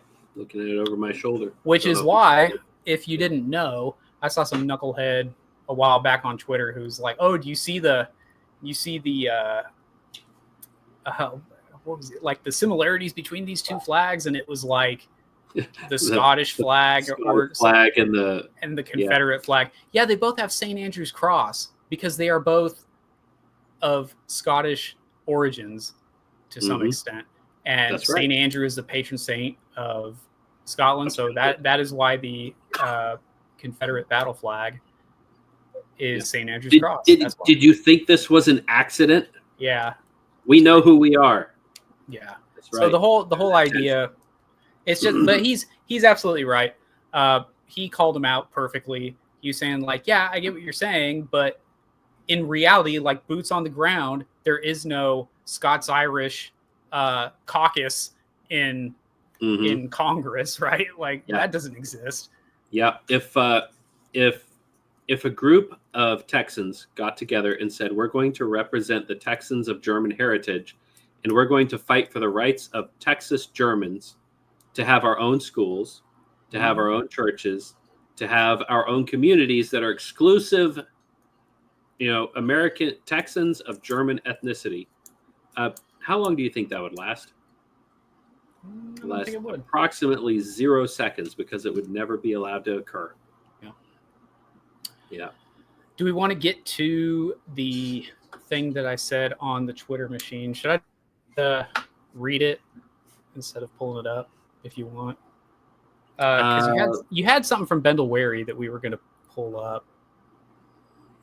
The one about, I remember when Alpha and Omega Ministries were pro-Anon.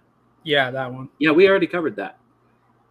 Did you show? Okay, so you didn't show what I had said about it. Let's see. Yeah, let me drop that link in right now. I could just read it. It'll be all right. No, I've got it. Oh, okay. Here we go. I gotta boot out the old thing and then bring in the new one. Here we go. All right, so here we go. Some guy named Sean.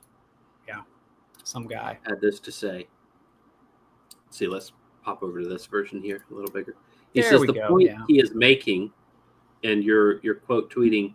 All right, so Bendel Wary, this tweet that Bendel Wary said, "I'm old enough to remember Alpha Mega Ministries being pro-Anon and if protecting Turretin fan." So James White says, "Stunned you would post this. You know Turretin fan's character, and you know he has never posted vile filth attacking elders in churches.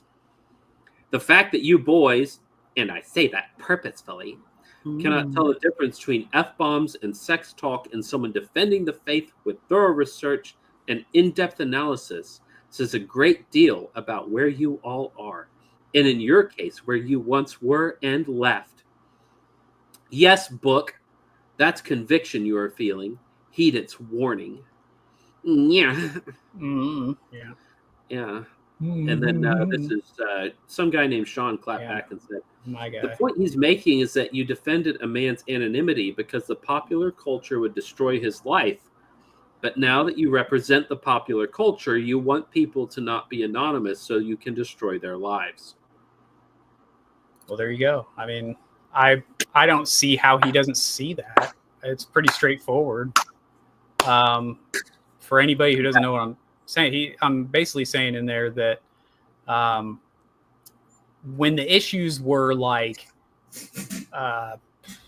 probably, I don't know, like gay marriage issues, maybe that's what it was. Well, now the hot button topic is racial issues. And if you're on the opposite of James White and the Democratic Party and the Republican Party and the popular culture, which James White is a part of, now that there are people who are on the other side of that, well, those people, we need to give them give them a blindfold and a cigarette and line them up. Yep. I mean, screw those guys. So, very true. You want to get to questions? Why did you star this comment? That's where I left off. Oh, okay. That's not a particularly insightful comment. All right, I'm sending you something in the private chat. Okay. Can I read the comments? Could I? Go ahead. Be that guy. Go ahead. My voice needs a little rest anyway. We stopped at. I saw it. There it is. Okay. The High Calvinist says James R. White is gay. That's how he spelled it with the pronunciation on it. Ash Bruce says, I call him Heli McGown wearer. That's clever. The High Calvinist says a couple other people are gay. I'll just skip that. He's just letting it all out. Tell us how you really feel, High Calvinist. Yeah, skip. Saying Eli threatened him earlier. Z saying, the other Paul, I saw your stream with Joel and the gang the other day. Good stuff. Yeah. If you have not seen, so Right Response Ministries, subscribe to them on YouTube. Follow their stuff. Good stuff. Webben had the other Paul on, and they talked about what is a sacralism. And it was an excellent show. It was wonderful, and highly recommend. Go watch that. Listen to it. Shoot that straight into your veins, like the good stuff it is. Yep. The other Paul is saying thank you. Hope you learned a lot from it.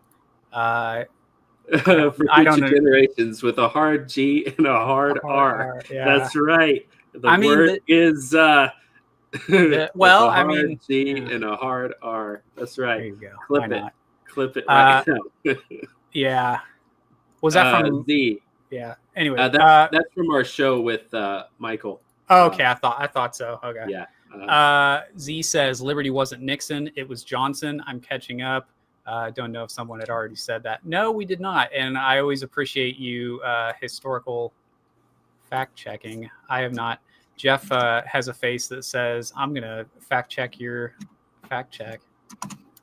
Ash Bruce says, Doug's argument is not cohesive at all. While he's not totally wrong regarding someone's nationality, his conclusion still doesn't mesh.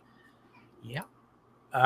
John Carter, just because an American African would be out of place in sub-Saharan Africa doesn't mean that he doesn't stick out here also. That is correct. I went and drove to buy a used outside door today so I can work on that during the week. Cool. Yeah. Fun projects. Nice little project. Yeah, it's something that my wife can get involved in. She's good at like sanding down and painting stuff, and that's what she enjoys. So anyways, I went out there and I have to drive through a neighborhood. What's actually a street. It's called Las Vegas Trail. Streets could be here. I hate streets. Look up. Yeah. Streets could be here. Yeah. Las Vegas Trail is the infamous part of my part of town. And it is the black part of town. Everyone knows that's what it is. So yeah, they stick out. You know when you've entered there. They walk the streets a lot more than white people. I've noticed. You don't just see like non-homeless white people just kind of walking. I always think of my inside joke with my wife is like in The Walking Dead when Rick Grimes is always like walkers. That's what I always say. Anytime I see like just random people like on the side of the highway, like what are you doing out here? You're like a mile from civilization. Walkers. So that's my thing. Let's see. John Carter, the Hebrews were in Egypt for over 400 years and still were a completely distinct people, and the division still existed. That's right. That's right. That's exactly right. They're natural. Although they actually were not in Egypt for 400 years.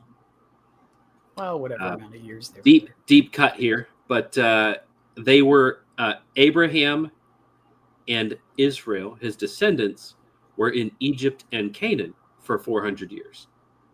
So it has to do with old Earth history, which is sort of my forte. Is this an LXX thing? Is that what we're getting into? Let's see. I'll pick it up from here. Other Paul says, for future generations, one, I have thought this thought experiment, which proves whether one is or is not a propositional nationalist. Say there is a monoethnic society, but a second ethnos moves in. That second ethnos adopts the exact same culture, religion, etc. Zero conflict. However, the two ethnoi don't intermix. They stay distinct. Over time, the original ethnos declines in number and the second one grows until only the second ethnos remains yet still with the exact same culture, religion, etc. Is this still the same nation? I have I had read this when he was typing it out. I love this question, and the way that I address it is looking at American history. When people say that we wiped out the Native Americans, did we? Or did we just replace them with new, true Americans? That's the question for you. Was there actually any genocide that happened? If you look at the numbers also, the genocide theory doesn't hold up. Sure. The Native Americans essentially married in. And here's the thing, they did get demographically replaced. Yep. Because when you marry into a place, you stop being what you are. If a tribal group of, let's say, 15 families moves into a country of 100 million and marries into that country, they cease to exist as a tribe. Yeah. They have become a part of that country. And that's what happened to the Plains Indians, is they predominantly, when you look at the numbers, they predominantly married into the white race, the heritage Americans. That's why every Tom, Dick, and Harry has some ancestor who's Chippewa or, this, that, or the other Creek. DNA tests, like the modern, like spit in a tube and send it off thing, have essentially like destroyed people's idea of, the reason that our hair does this is because we're 128th Cherokee or some crazy thing. Yeah. Let's see. John Carter. Go ahead. Dollars to take us to the stars or dollars to drag us down into the pit? Very difficult decision. Yeah. So, man, I don't know how we could have made the wrong decision here. It was so obvious. Let's take the spiciness out of this next comment of his. All right. John Carter, I'll just say right off the bat, I disagree with your assessment. But he says, Vodi Bakum, born in California, moved to Zambia to serve his people. And he says, was not out of place until he needed to raise more money. I don't know the particulars about that, but I would say that he was very out of place. And I bet that played a lot into his eventual returning, was because the American black realized that he was not, after all, an African. Yep.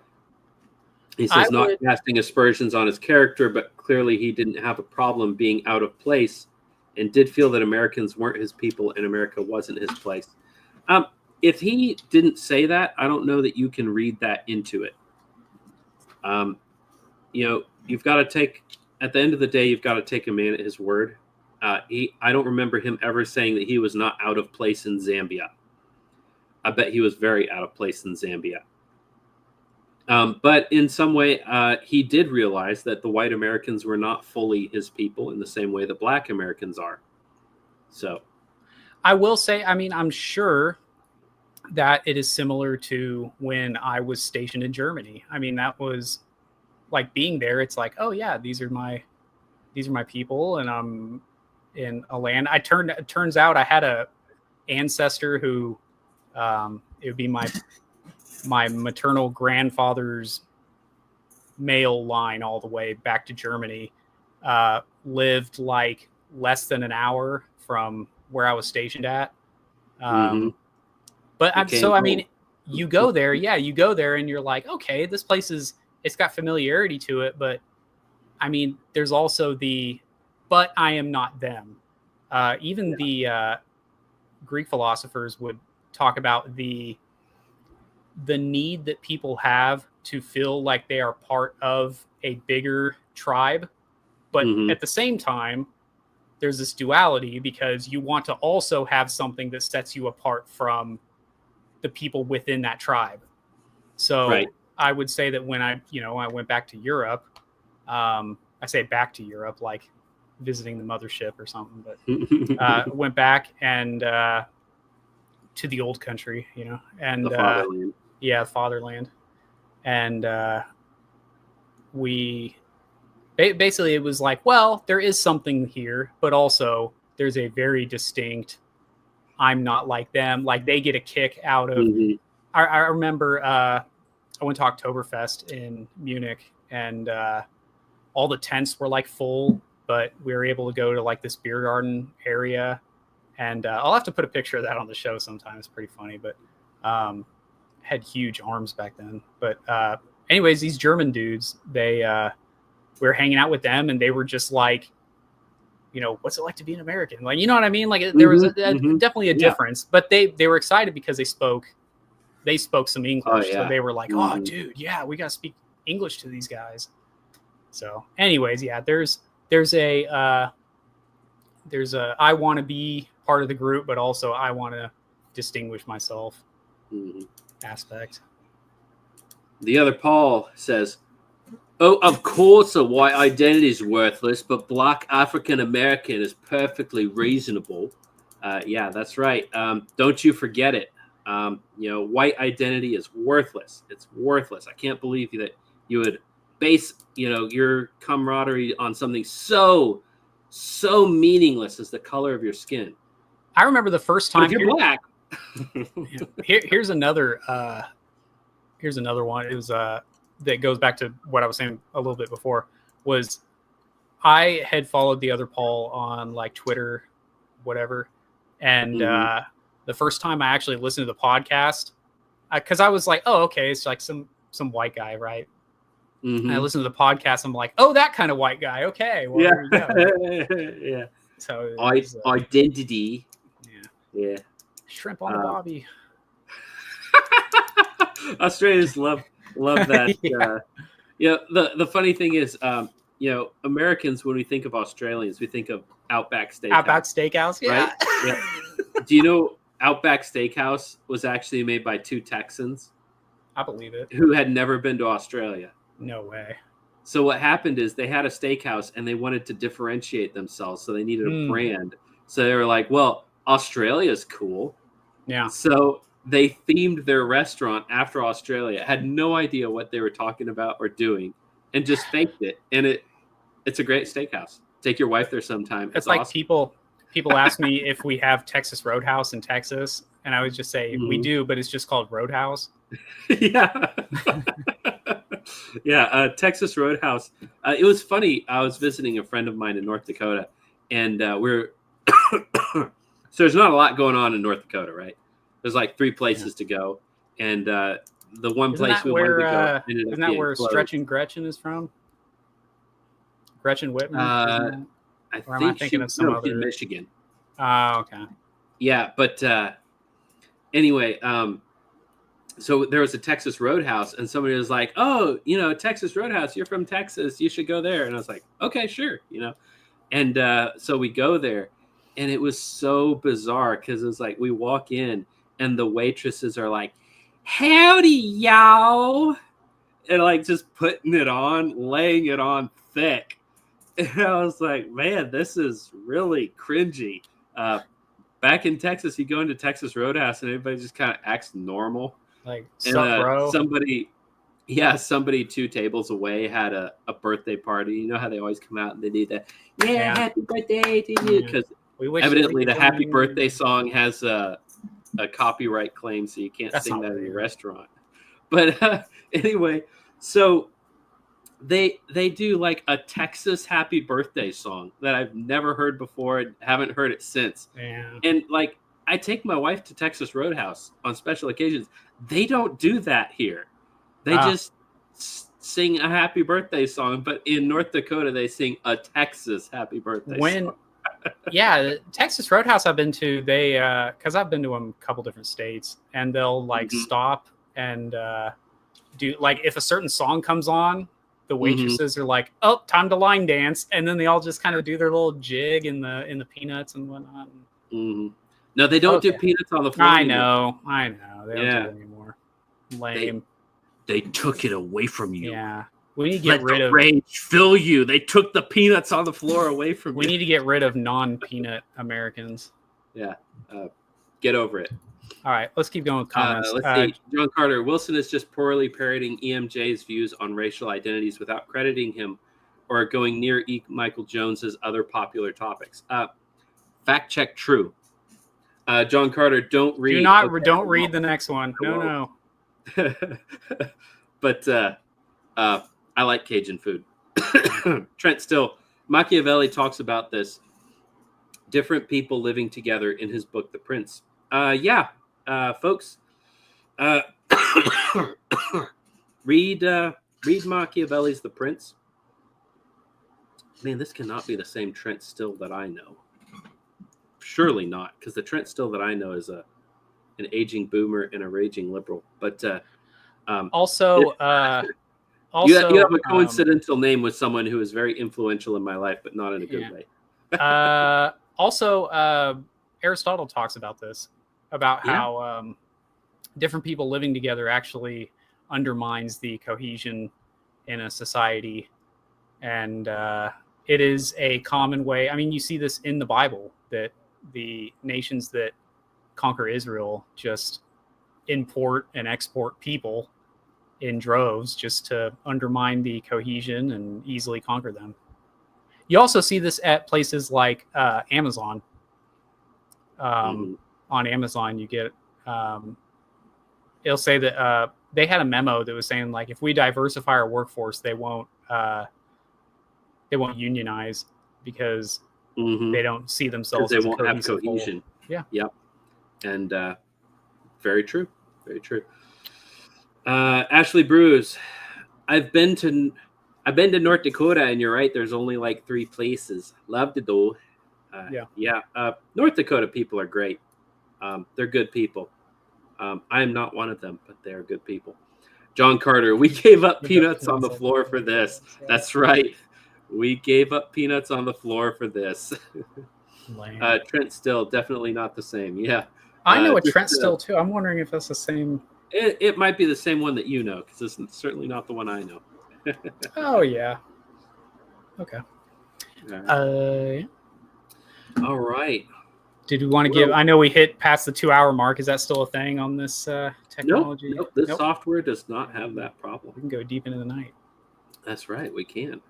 And let's see. Did you have any final thoughts before we hang it up? I wanted to say I had written this note. I guess I'll still bring it up. A lot of the critiques. Now, we didn't play specifically these critiques, but you hear it from a lot of the James White, Doug Wilson crowd. This idea that we are all basement dwelling, lonely Incels. losers, incels. Yeah. Mm-hmm.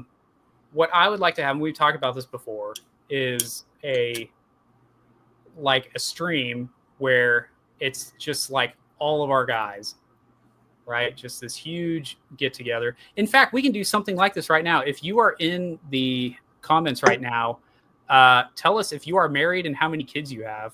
And because that is something that I would like to address. I'm married, just had my 11th anniversary, got my 2 kids so far. And I know, Jeff, you're packing quite a quiver. Yeah, we got baby number 5 is on the way here soon. So, I mean, a lot of us, I'm not where I would have hoped I could be. And I'm not where I plan to eventually be, but happily I'm further along than you could be. Further along, yeah. I'm not in a basement. Actually, I'm on my back patio. Me and my buddy built this out, so that's why you see brick on the. I have a feeling like Aaron McIntyre's thing is like a fake thing, but this is literally the outside of my house.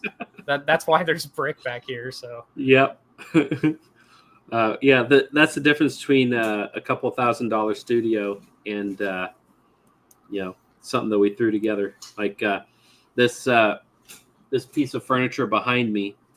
I'm pretty sure I got it for free. It was in somebody's front yard when I was in high school. So I pulled it out of their front yard and I fixed it. And it's broken again, and I haven't fixed it. So it's a roll top. Roll tops are great. I love them. But the rolly part broke, and I've yet to go in there and fix it. I just leave it open. So we've got a couple answers to my question. Well, let's read some other comments before I get there. Yeah, let's catch up to it. Let's see. We left off at Trent Still said definitely not the same. I looked it up. It was not Trent Still. It was Todd Still. I'm bad with names, and I made that erroneous, connection there. But John Carter says, funny how the Hebrews didn't assimilate to Egyptian culture after 400 years, but they spent 70 years in Babylon and are still practicing their culture and religion to this day. Well, how much of that did they bring to Babylon, and how much of that did they bring from Babylon? Yeah. Hard to say. But, this dude is a banger maker. That's yes, he is. The best one. The reason I say he's such a prolific commentator, he's got the one in the. I know he's clipped it and showed it to us before, but it's like an Aaron McIntyre stream, and he's talking about this one senator, and it's basically a gay joke, but I wouldn't do it justice if I said it, but it's a banger. He knows which one I'm talking about. Mm-hmm. It's the first lady joke.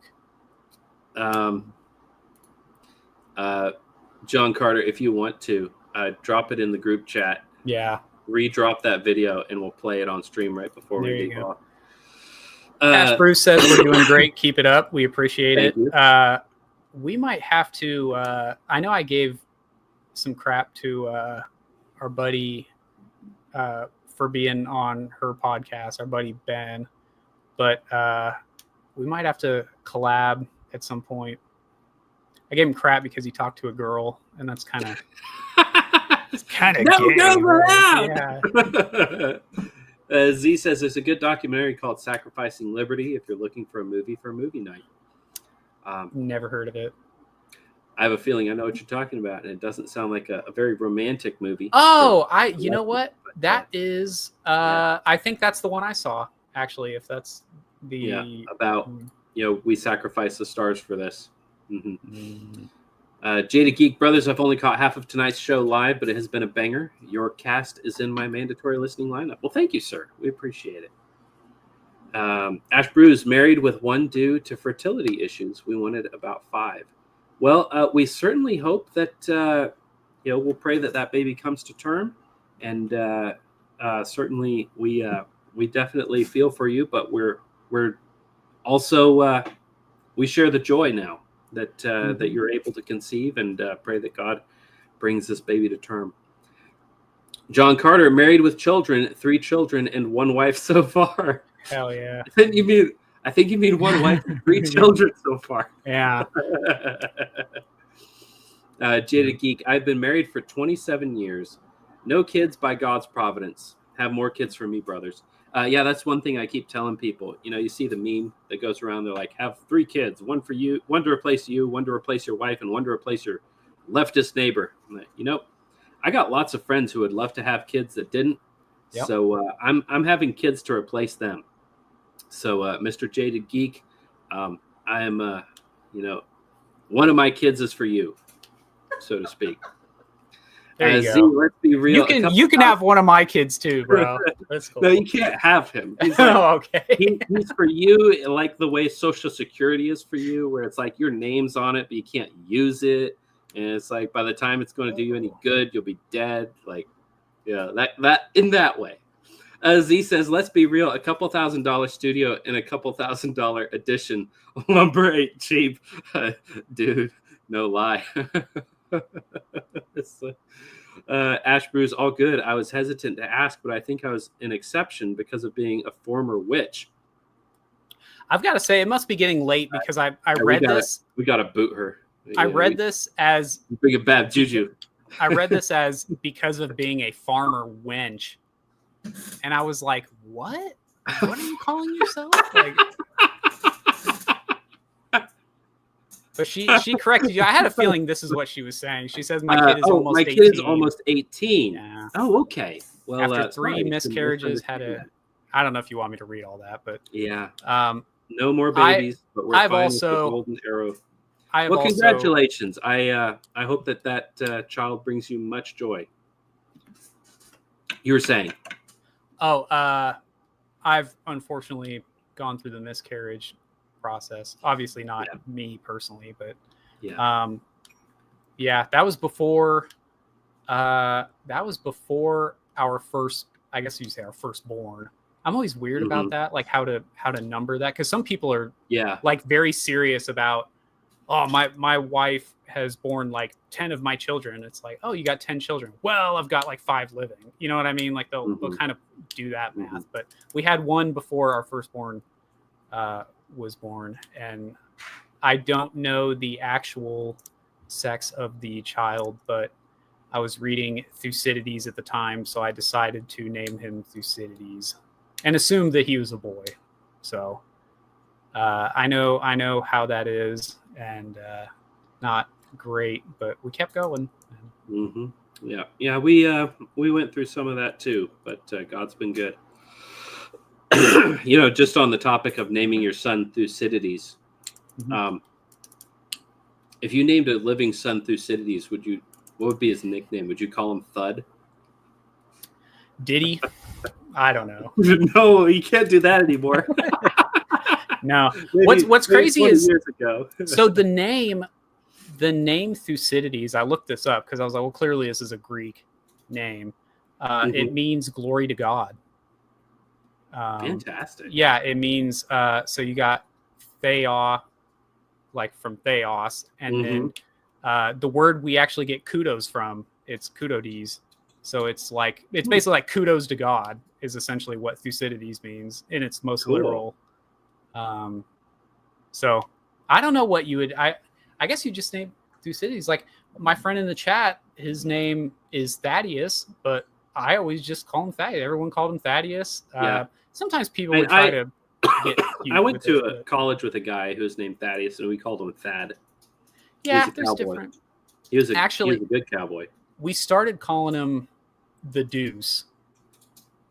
Like it's like a very NASCAR type name, I guess.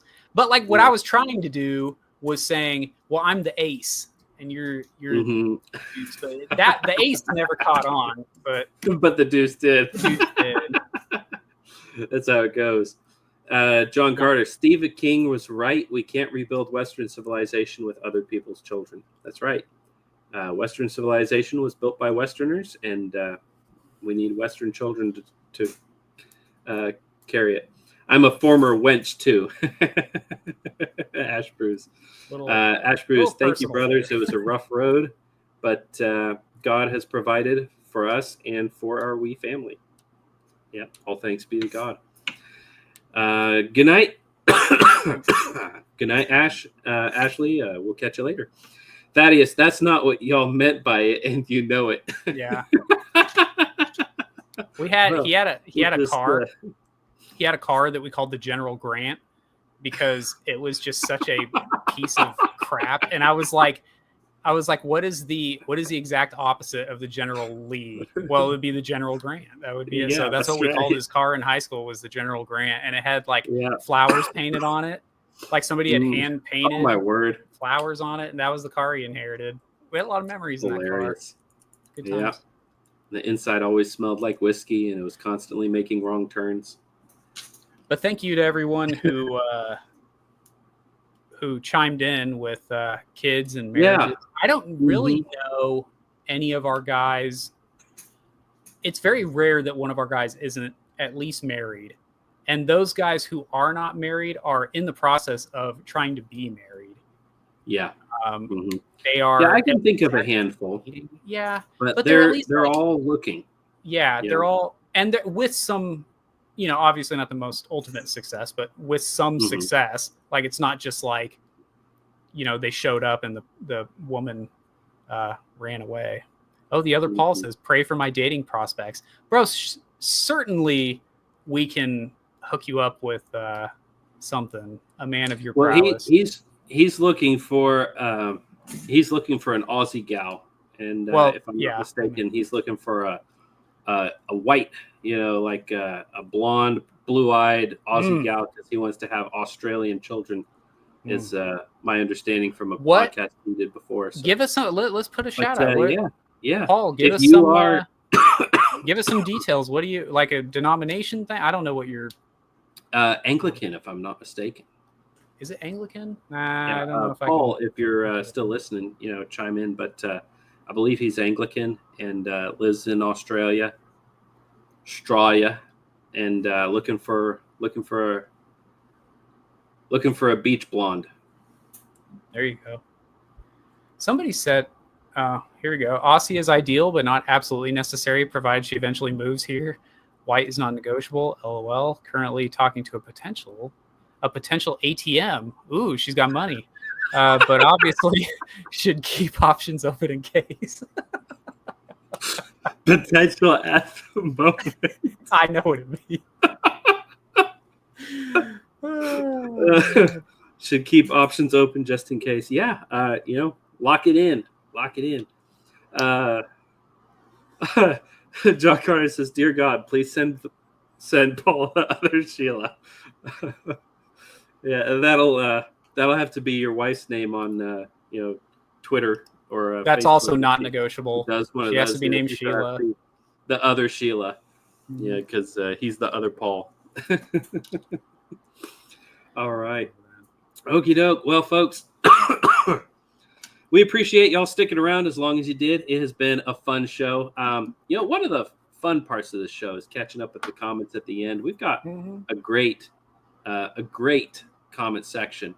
So, we appreciate y'all who come in live. And for those who aren't live and come and watch it the next day, we certainly hope that you're enjoying it as much as we're enjoying making it.